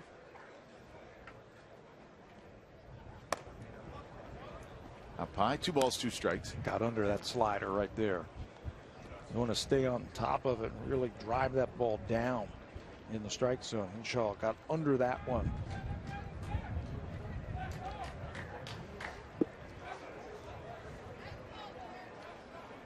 The 2-2 outside. Josh Toley's day is done. He joins us now. Hey, Josh, how you doing? Doing good. I guess glad it's over. It's 5 innings. Hey, tell me how you had the best seat in the house. How Jay Happ threw this afternoon. Yeah, he established a sinker early in the game, and we were able to, I feel like pretty much dominate with it. And getting Perella is Alex Hinshaw. Talk a little bit about in spring training your job as a catcher, especially one who's coming over to a new organization and you're catching all new pitchers, a new pitching staff. You know, what kind of things that you have to do during the day to learn these guys? Well, I mean, first off, you want to try to figure out, what pitches they throw first, and then, try to figure out how they pitch, because you don't want a guy out there shaking. And personally today with Cecil, I was not able to get on the same page. We were kind of back and forth. So it's kind of part of the learning process when you have a new, you come to a new organization, and as time goes on, you get a better feel. What was the problem with Brett Cecil? You wanted something and he wanted something else? No, more so it's like I said, it's just trying to figure out how he likes to pitch, how he likes to attack hitters, lefties, righties, certain situations, and I'm getting a better feel for it. And as time goes on, it'll gradually get better. Strike 2 to top of the order, Brett Gardner. Now with the JP Arencibia at the World Baseball Classic, Josh, you're getting lots of work, you and Mr. Blanco. Yeah, this is great. It's an opportunity to get to know the guys and get familiar. As far as how the guys like to pitch, And, you know, like playing the Yankees, you play them, you know, 18 times in the season. So you're trying to figure out, you know, how to attack the hitters. Well, thanks for joining us. That was a quick hitting of work by Alex Hinshaw. Josh, take care. All right, thank you. Josh Tolley doing his job and Hinshaw doing his in the 6th.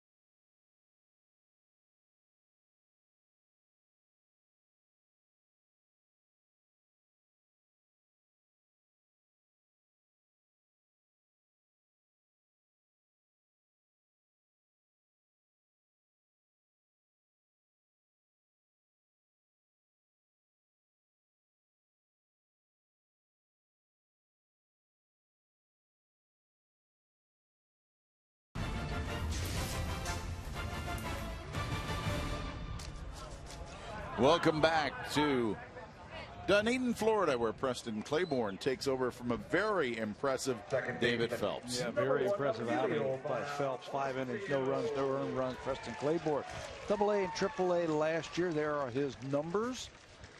He'll probably start the season in the minor leagues for the Yankees. He's a typical Yankee type of pitcher. Big, broad-shouldered, tall, and a good-looking arm. Facing Emilio Bonifacio to begin the bottom of the 6th. Yankees leading 3-0.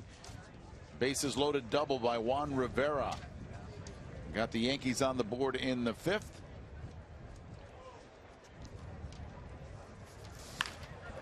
Bonifacio, chopper right back to the hill, and very quickly Claiborne up with it and makes the play. Defensive changes for the Yankees. Now playing third base, Ronnie Dellier. At second base, Corbin Joseph. Coming up in an hour, it's the WBC, or the way Canada's playing, maybe it's the WWE instead of the WBC, but it's Canada and the United States set to go at 4 o'clock Eastern time. Jamison Taillon against Derek Holland for the United States, 4 Eastern, 1 Pacific time. On Sportsnet East Ontario, West and Pacific, Colby Erasmus. His 3rd trip to the plate, he's flied out and grounded out. Just his 3rd game, so the timing just isn't there right now for Colby. Doing his work in the cages and everything. That one out of play down the right field line.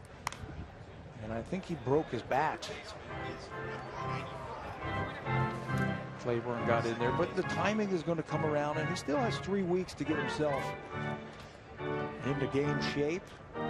Tough to start spring training to get yourself in shape. You hit off of pitchers, then you have to shut it down for a week or so, like Colby did, and then start it back up.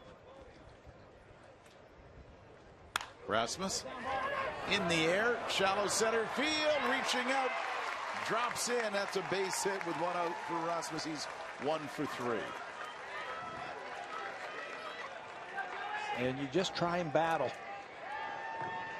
when your timing is messed up, and that's what Rasmus did right there. Just battle, fight off a couple of pitches, and this run off the end of the bat and find space in short center.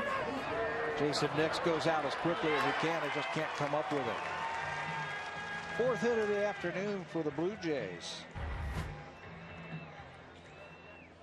Corbin Joseph's at second. Moustilier is at third, and that just went past the outstretched glove of Nix into shallow center field. Rasmus dancing off first. Jose Bautista takes a strike. Popped up to second, flied out to left. This will be a good test, I think, for Jose right here. A young pitcher he doesn't know a whole lot about, with a good fastball. Broken bat. Chopper to second.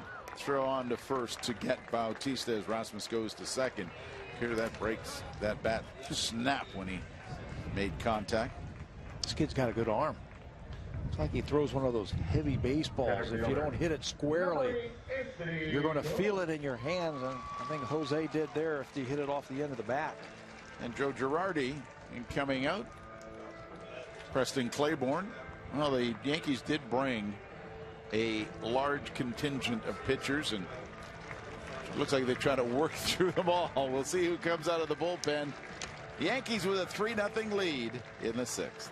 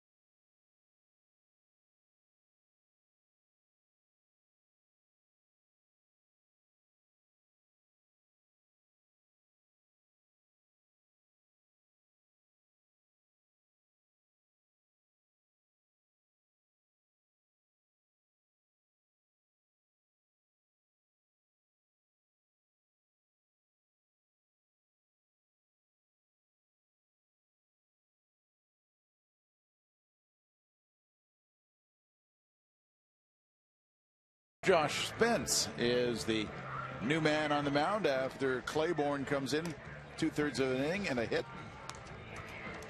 Joe Girardi playing it like a regular season game with the left-hander Ghost coming up to the plate.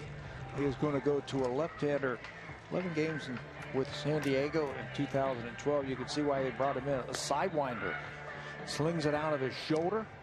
A little bit of a fastball and a slider. Doesn't have a big arm. A little bit more on deception and placing the baseball where you need to. So it's been a nice little test for Anthony Ghost to hang in there against the lefty. And the regulars start to make their way. They'll do their cool down. And it's Bautista, Bonifacio, Cabrera. Thanks for joining us. Take their bats and going home. Probably go hit a little bit more, maybe go work out just a little bit this afternoon. Goes hitting left-handed. Facing the new man, Josh Spence, with Rasmus at second. First pitch, 80 miles an hour, 4 strike. Anthony Ghost has had a very good spring. The more he plays, the more he becomes acclimated with the big leagues. His swing is really starting to look good. The way that delivery comes too, it just sweeps across the plate, doesn't it? And like I said, this is going to be a really good test for Ghost to hang in there against the left-hander. Faced an 80-mile-an-hour pitch and then a 71-mile-an-hour pitch.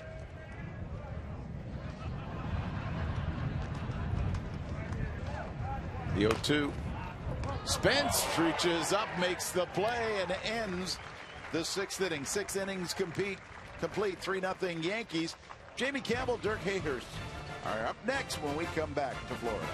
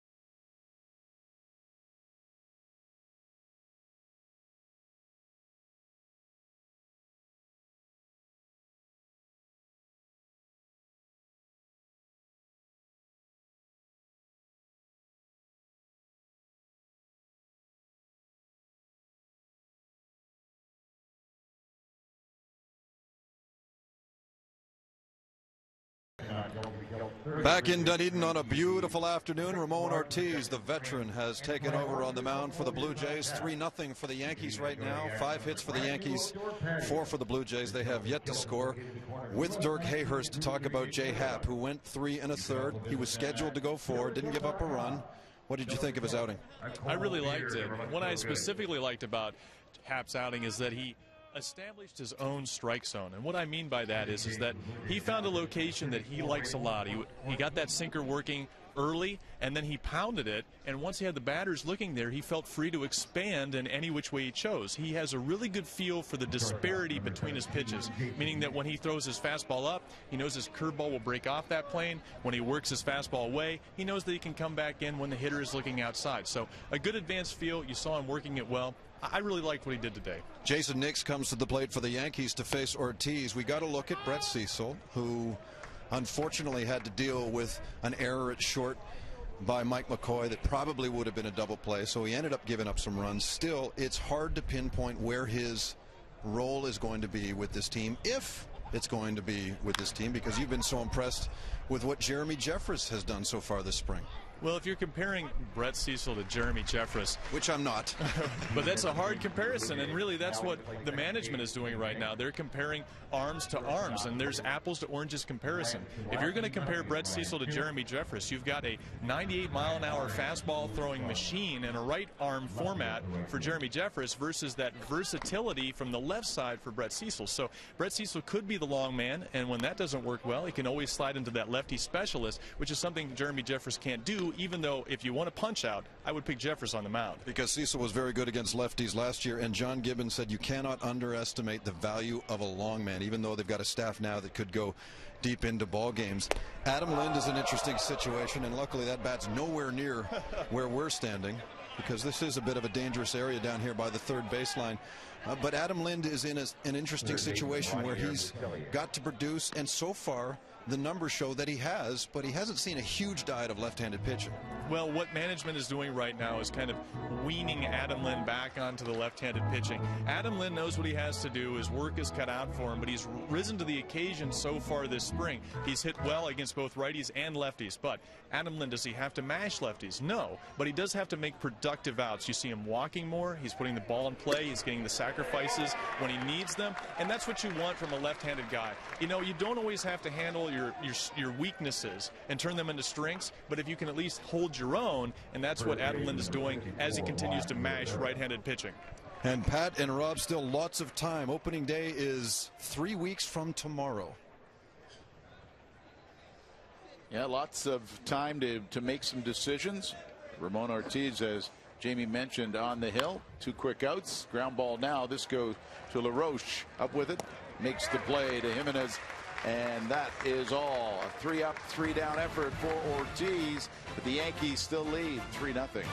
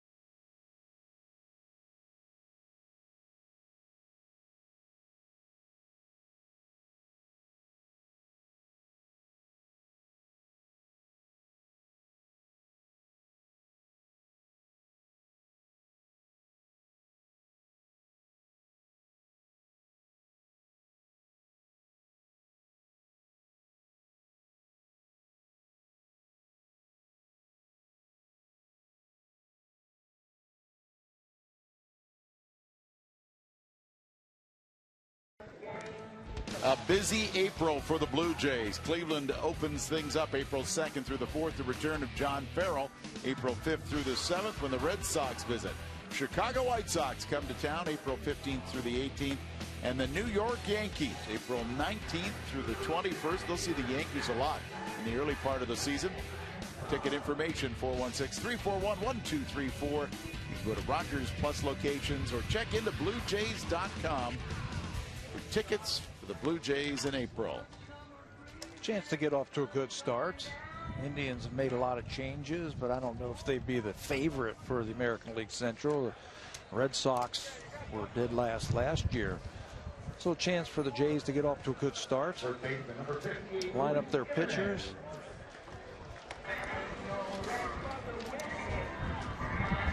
Luis Jimenez is going to start things for the Blue Jays. He took over at first base from Adam Lind, and he's facing Josh Spence, who came in relief.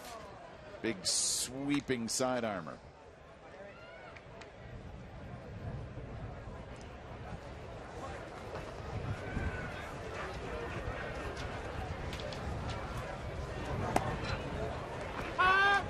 Ball and a strike. Hitting 190 this spring is Jimenez. 4 hits and 21 at-bats. He doesn't get cheated when he's at the plate. Big man, when he can connect, he can hit it a long way.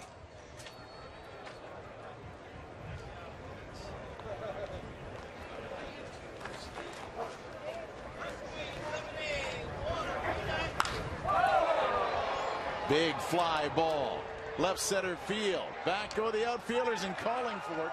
And making the out right at the track. That got just a little bit dangerous for a moment, as you could see the two outfielders charging to one another, but it was Slade Heathcott who makes the play. Yeah, he's one of their top prospects in the minor leagues. He got a lot of speed. First of all, Jimenez sends the ball to left field. Remember, that's right into a stiff wind in left center field.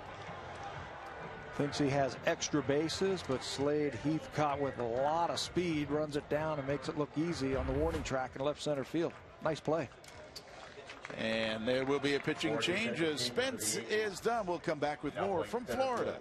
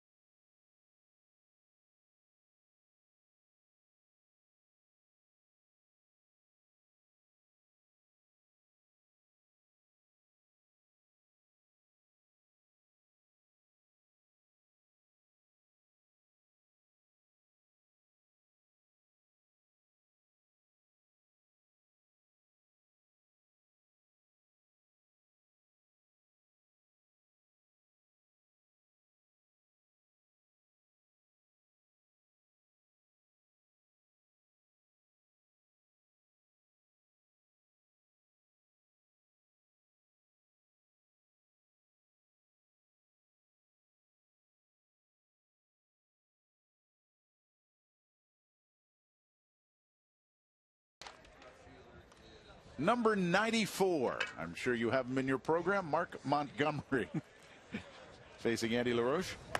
Inside to begin as he takes over from Josh Spence. Spence, well, he had a very snappy 2/3 of an inning of work.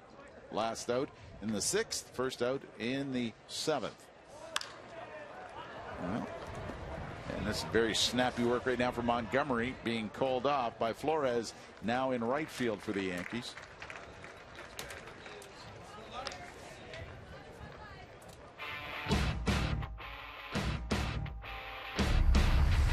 Blue Jays Spring Training on Sportsnet. Brought to you by MLB 13 The Show. Only on PS3 and Vita. Available in stores now.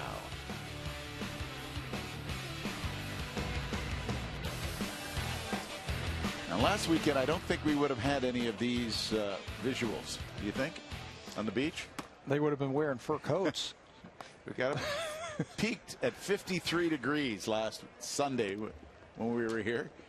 Completely different here. Day started was 22 Celsius. They were expecting 80 degrees Fahrenheit when it was all said and done. The wind blowing in, so quite a pleasant day to be at the ballpark. Pat Tabler, Arash Madani, stats man, and Sportsnet.ca columnist Scott Carson. I'm Rob Faulds in for Buck Martinez. Also pleased to have on hand Jamie Campbell, Dirk Hayhurst. I know that Stephen Brunt made an appearance in the pregame show. Jack Morris is in the house, too. Did I mention, did I leave anybody out? Anybody? Hands up. Nickias hits this one in the left field. He's got a base hit. Good approach right there by Mike Nickias against a hard-throwing right-hander. Went down there and got that one. Fastball down low. Good piece of hit right there. Watch where this pitch is, and he goes down, keeps the head down. A sharp single in the left field. And Lance Zawatsky now, who hit a grand slam.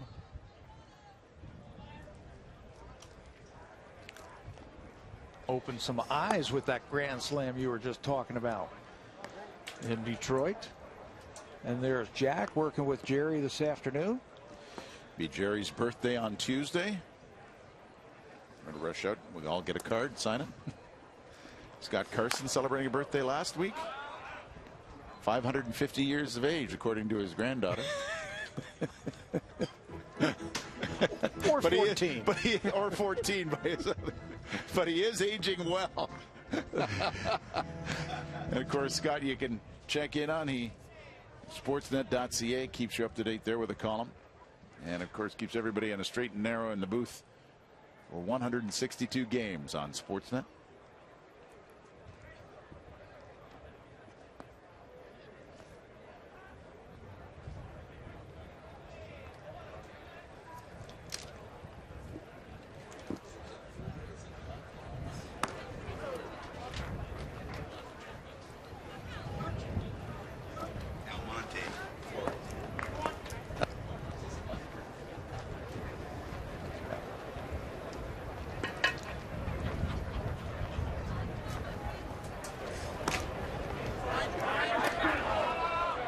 Not sneaking away from first is Nickias.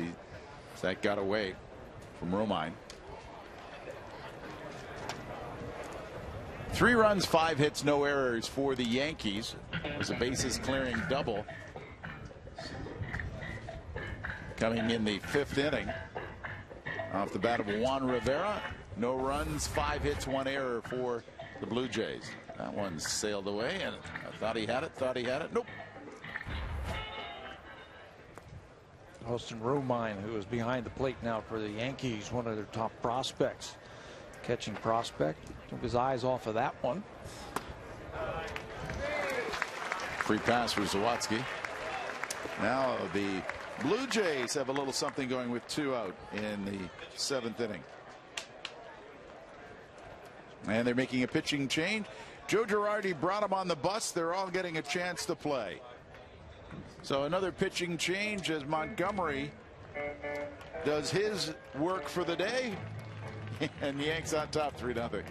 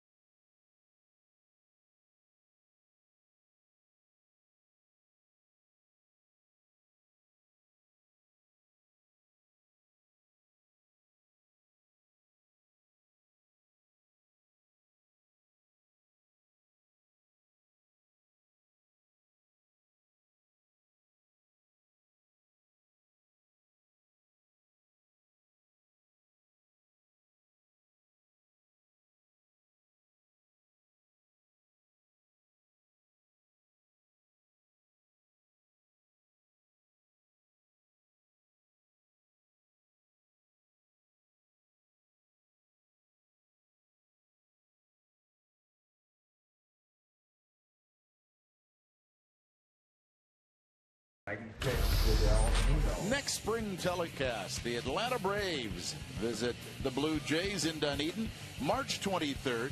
You can see it on Sportsnet 1, Ontario West and Pacific, 12:30 Eastern Time, 9:30 a.m. Pacific Time. A little look at the Braves coming in from Orlando. That'll be getting close towards the end of spring training, where teams will have their rosters almost finalized, and they'll be playing for keeps that last week or so. Regulars will go a little bit longer. The starters will go a little bit longer. They'll start shaping the bullpen, and they'll start sliding them into the roles that they will have once the regular season starts. I think the Atlanta Braves are going to be good this year. Fielder number 17, Ryan Langerhans. Number 96 now on the mound, Vidal Nuno.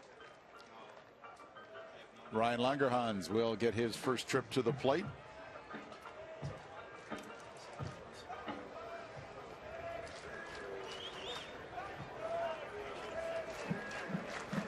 Well, I think you guys made an interesting comment during the break. Both Scott Carson and Pat Tabler said George Girardi's trying to win this game.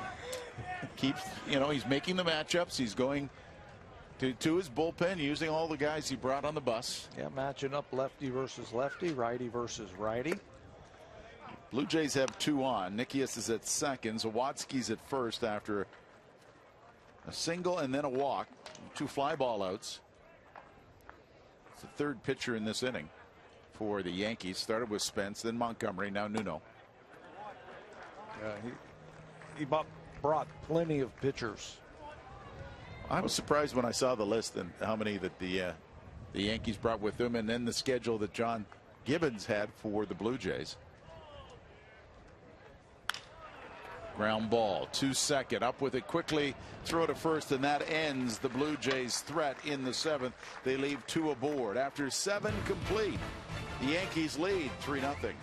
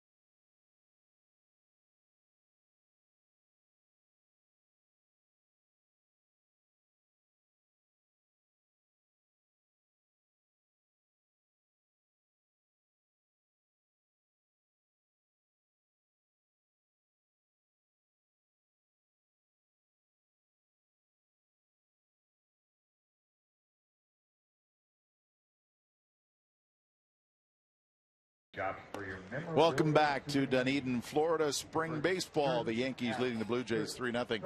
Pleased to have joining us now down the first base side, the manager, John Gibbons. John, here we are. We're a month from since pitchers and catchers reported. Is everything going to plan for you? Yeah, Rob, I think so. It's been a pretty clean camp for the most part. Really no injuries. A lot of guys are gone to the WBC, of course, but if I was to grade it, I think it's gone very well. What, from here to opening day, what's your biggest job you're worried about right now?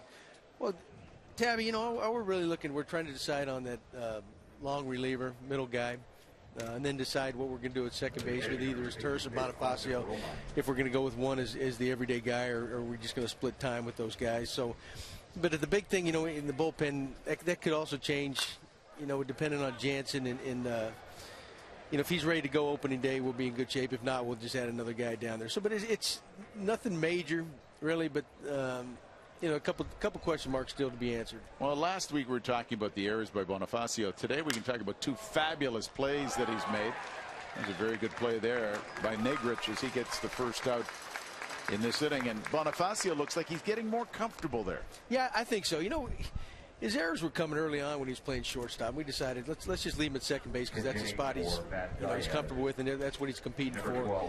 And he's settled in. He's been played very well over there. Made a lot of he's got great range, so he can hit this hole over here and take away hits. You know, at the big league level, you got to make the routine play, but you still have to take away some hits. So he's very athletic. You saw that on that leap on that play he made today. So he's doing very well. So far the camp's going good. You know, a couple decisions to make, but it shouldn't be too long before we decide on those.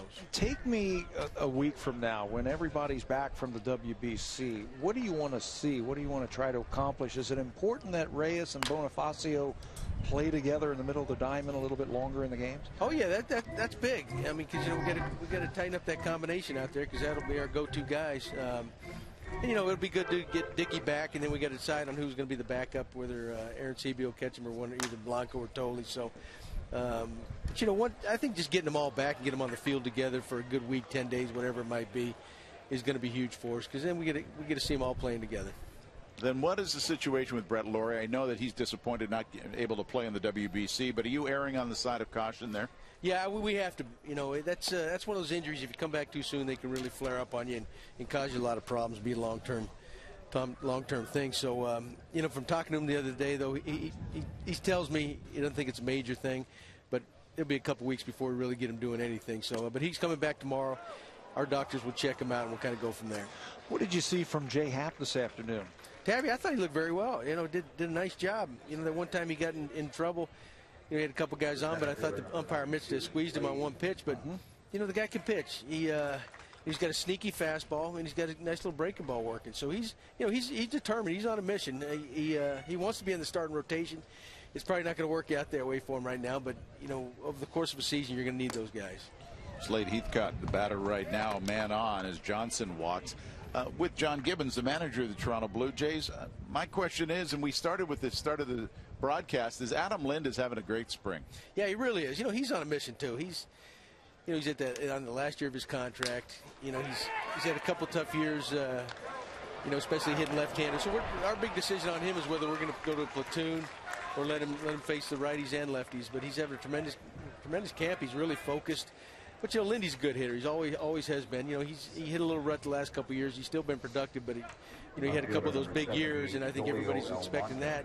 And he cooled off a little bit. But if he's having a big year, anchoring in that 5-6 spot, we're that much better off. How important is his bat from the left side when you make out a lineup and you're trying to balance it with all the other right-handers you have? Oh yeah, he's the thing about Lindy, he can still strike some lot of fear in you. He can hit the ball out of the ballpark. But the big thing is, if he struggles against lefty, we may be better off going with right-hander there and give us a little more strength there. But from the looks of it right now, he's swinging good against both of them. And the key for him though. I knew Lindy as a young kid when he first came up, he'd use the whole field. He could hit home runs the opposite way just as easy as he could pulling them. And I think he kind of got away from that. But this spring, he's really focusing on that. He's driven a lot of balls in that left center field gap, and that's the key for him. If he does that, he'll hit the lefties. Now, there's all this talk. Oh, they got him. Just leading a little too much, and the Jays pick him off. John, thanks for joining us. We appreciate it. We'll talk to you more as the preseason continues. Thanks, guys. John Gibbons, manager, and a quick turn. Very nicely done by Ortiz. And that ends the Yankees 8.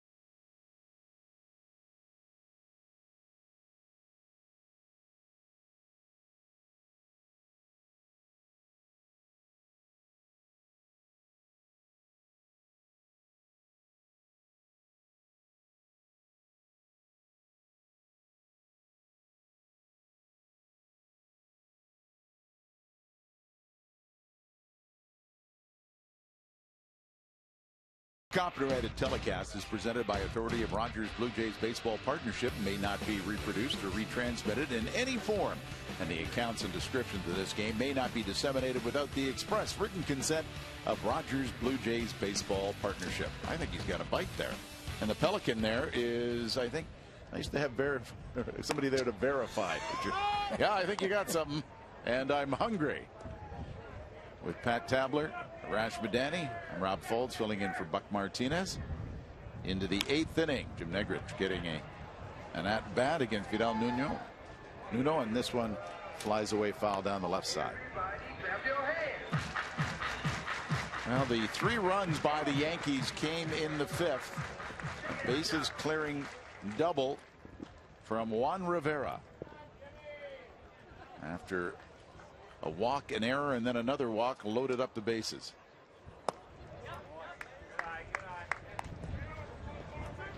The Yankees 3-11 this spring.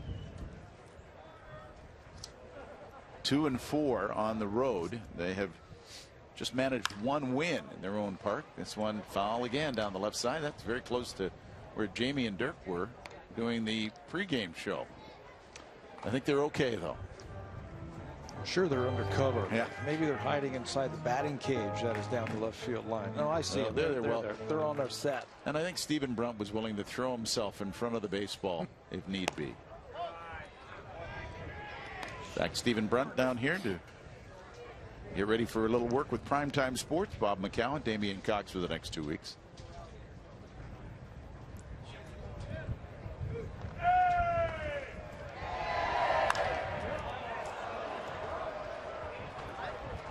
This one high fly ball coming in. Flores to make the out. Coming up after the game, it is connected, and they will have a terrific look at the day in sports. Set you up for the World Baseball Classic as Canada plays the United States. Connected on East Ontario, West and Pacific.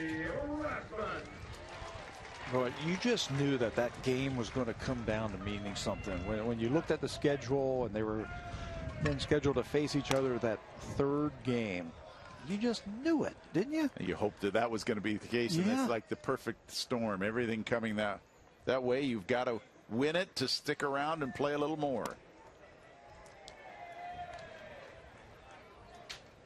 And I guess the crowds have been terrific in Phoenix. And of course, the little get together between Canada and Mexico got lots of attention around the world. In fact, I believe Don Cherry mentioned it last night in the hockey game, too. Very proud of the Canadians. Yeah. 2 balls, 1 strike. Rasmus 1 for 3 this afternoon as the designated hitter. You know, I didn't like to see that, there was a fight or a guy got hit, and then, it went a little bit extreme. But I guess you can tell that there's some passion. Yeah. Rene Tassoni and Jay Johnson were singled out by Grapes, too. Tassoni says, that's something you won't forget, getting a high five from a big thumbs up from Grapes. Big cut by Rasmus, and then he took another look. He goes down swinging. Timing just not there right now for Colby Rasmus. A hard slider. And he misses it. I've been impressed with the young arms that the Yankees have run out here this afternoon. Kids from their farm system. We're talking A-ball and AA. They all have poise. They all seem to have very good arms, good stuff. Joe Girardi getting a first-hand look at some of the young arms in their farm system. Ryan Schimpf now, as he faces Vidal Nuno. And we were kind of joking about all the pitching changes and everything like that. Well, part of the job of a manager, especially in spring training with young guys, is put them in position to succeed, and that's exactly what he has done this afternoon. Joe Girardi matching up his lefties and righties and putting him in a good spot.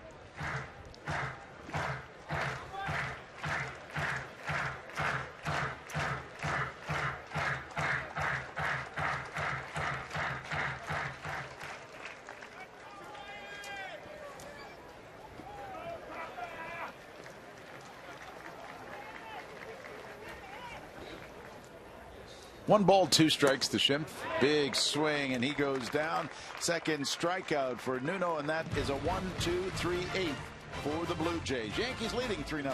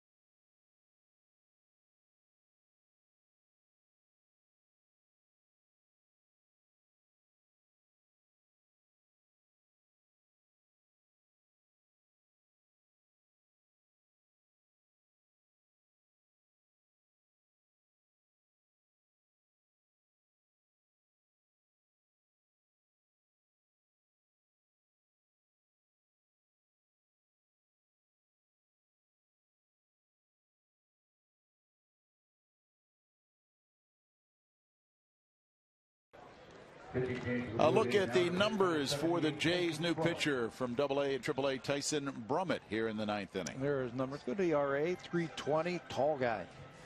As he comes in, he's got a fastball, a little bit of a curveball. There are his numbers in the minor leagues last season. I do not have any stats for him this spring. So he gets a chance to pitch for the Blue Jays. Let's join Arash Madani as we were talking about pitching. Yeah, Rob, you and Pat were talking about the closer situation, the health of Santos and Jansen. Santos did throw that side today. The plan for him next is to pitch in a minor league game Wednesday.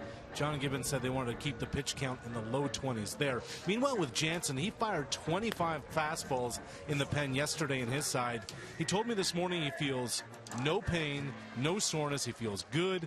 There have been no setbacks yet in his recovery from that surgery November 16th, and he said, I'm progressively getting more aggressive with my stuff, but there's no timetable. What's next? Well, it's all written in pencil for now.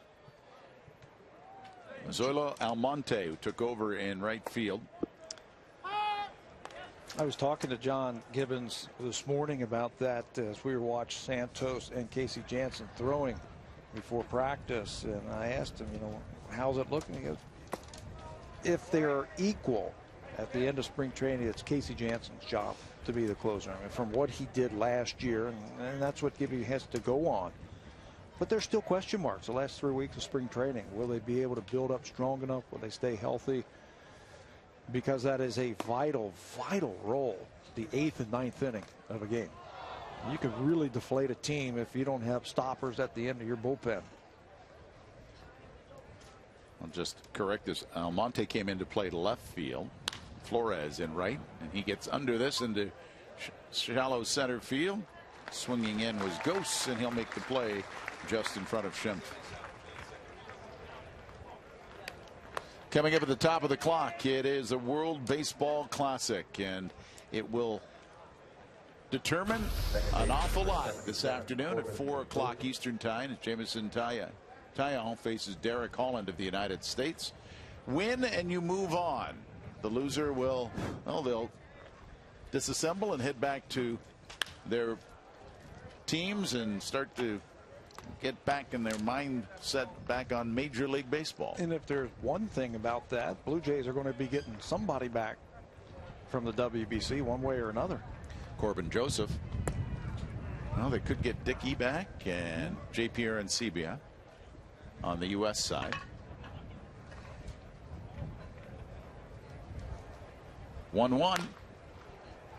Corbin Joseph sends it foul down the right side.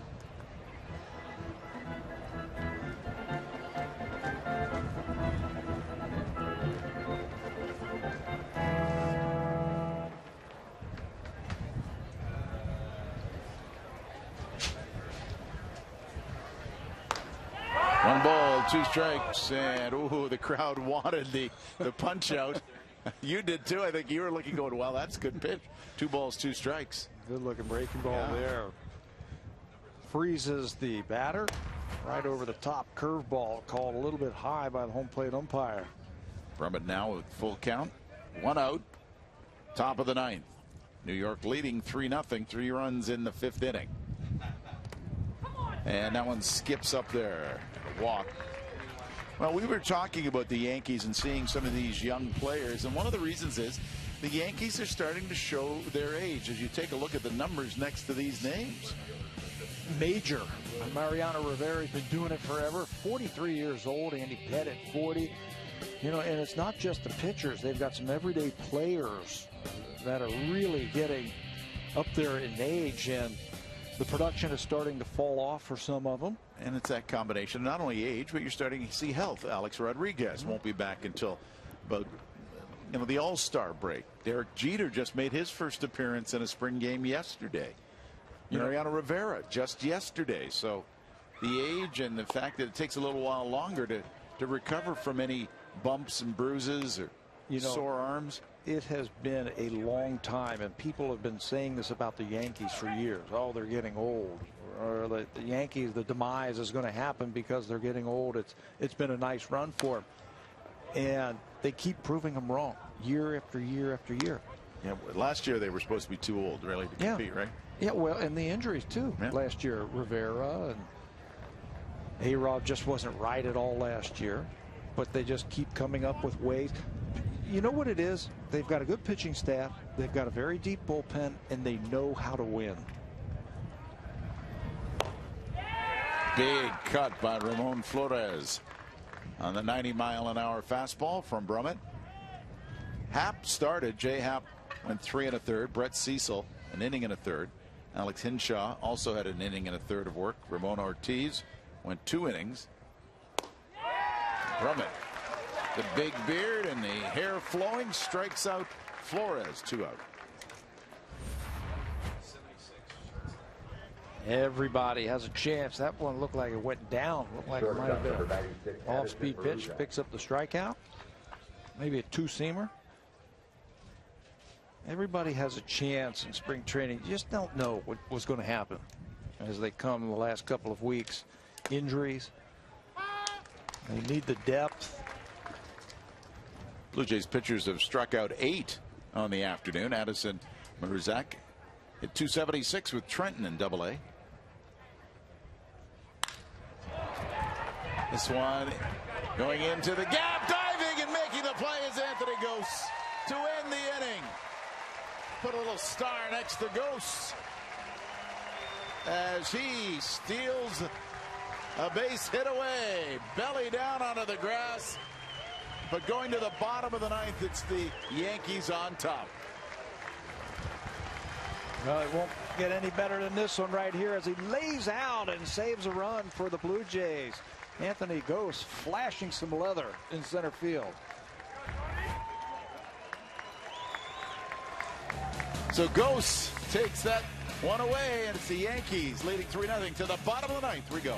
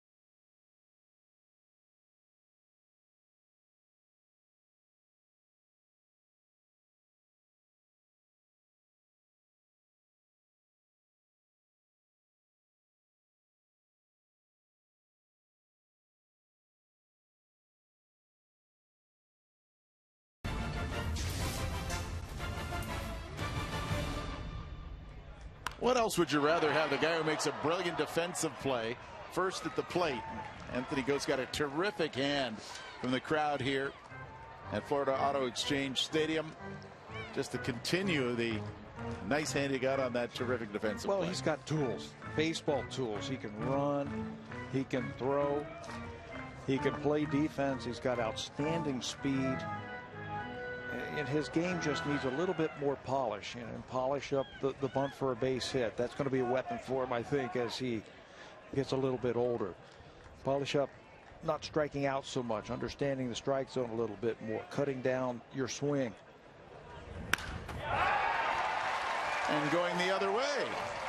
Opposite field base hit. Lead off the ninth. Jays trail by 3. I was talking to Tim Raines the other day. Tim Raines working in the minor leagues with the Blue Jays now as an outfield instructor and base runner. And I asked him about Anthony Ghost, and his eyes lit up. He was excited. He said, this guy's got a lot of talent. He's going to be a big leaguer real soon. Luis Jimenez now getting his second at bat. He flied out to lead off the 7th. Man on. Takes a strike.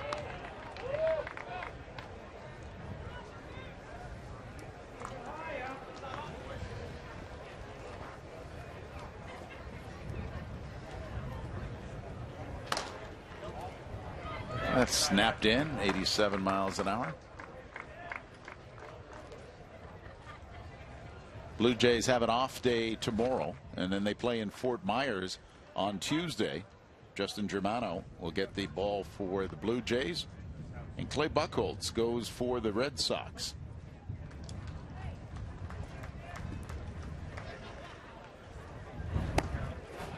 Oh, holds up, and therefore strike 2. Full house here at the ballpark to watch the Yankees and the Blue Jays. 5,559, third sellout of the spring. Enjoyed the sunshine. Yankees always draw a big crowd. 1-2. And go the other way, fouled away. Yeah, even when they don't bring their big stars over. Robbie Cano, Derek Jeter. Still draw. Could have brought the infirmary. The Hall of Fame infirmary.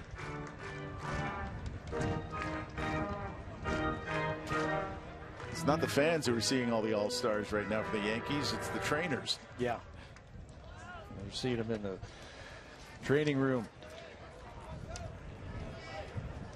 Coming up in 15 minutes, Canada and the U.S., the World Baseball Classic. Oh, inside, and Patillo's been calling those, and that one let's Jimenez have.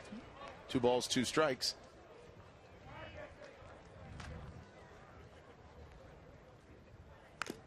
Two, chops it down, keeps the at bat alive.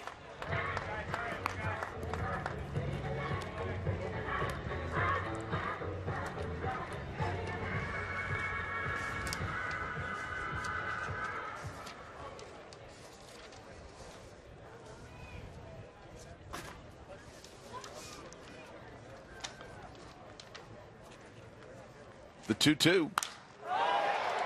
Driven straightaway center field, now shading to his right, making the play, Heathcote. That is the first out of the 9th inning. 2 fly ball outs to center field for Jimenez. And we've been talking about defense in the Blue Jays. We've seen some today. Boy, you know, we've been talking about the lack of defense from the Blue Jays, but not this afternoon. DeRosa with a fine stop.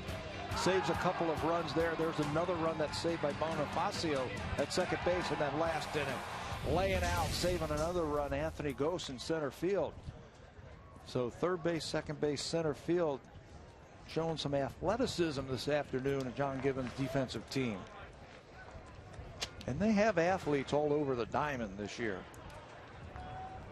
Andy LaRoche getting his second at bat. Flied out to right. Takes a strike. David Phelps looking very good for the Yankees in his 5 innings of work. No runs, 3 hits, struck out 3, walked 1. Driven into center field. That's a base hit. 2 on, 1 out.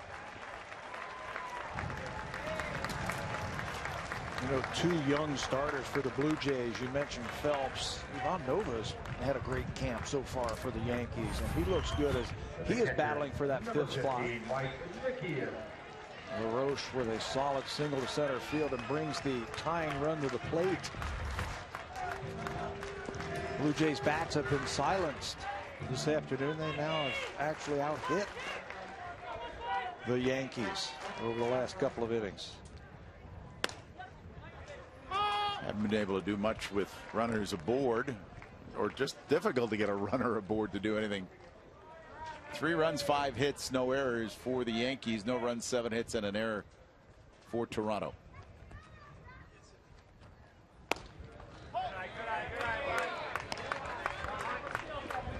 Oh for 6 with runners in scoring position.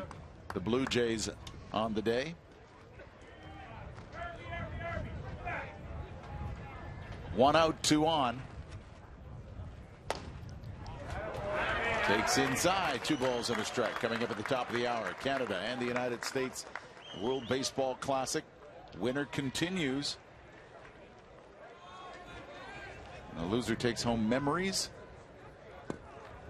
and team paraphernalia. The 2-1. Off speed pitch for a strike. 2 balls, 2 strikes.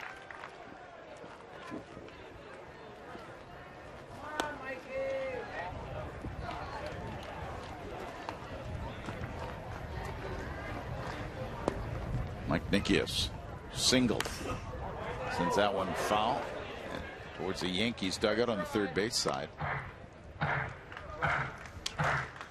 Just keep the line moving. Down by 3 runs. Battling at bat. Blue Jays lost a tough game earlier this week on a walk-off 3-run home run. Some wild finishes in spring training. 2-2. High, now into foul territory. Having trouble tracking it, finally tracking down Muselier. That's the 2nd out.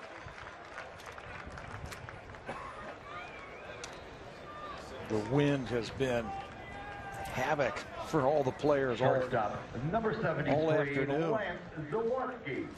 That one was not an easy play. Lance Zawadski now, as you said, trying to keep the line moving. 2 on, 2 out. Bottom of the 9th. Yankees leading 3-0 in Dunedin. Trying to get their 4th win of the spring, the Yanks. Blue Jays 7 wins, 7 losses, and a tie with an off day tomorrow.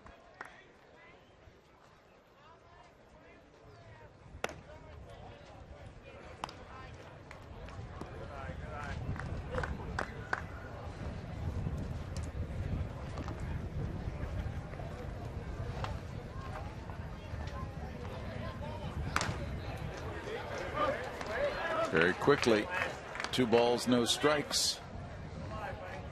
Zawadski, we know he can take the ball out. You saw that in the first spring game against the Tigers. Look for that one pitch. And there's the pitch, popped it up. What's the wind going to do with it? Calling for it and making the play. The Yankees will win 3-0 in Dunedin. Connected is up next, and in the World Baseball Classic for Raj Badani, Pat Tabler, Jamie Campbell, Dirk Hayhurst, and Stephen Brunt, and the entire Sportsnet crew. I'm Rob Faulds. Take care, everybody.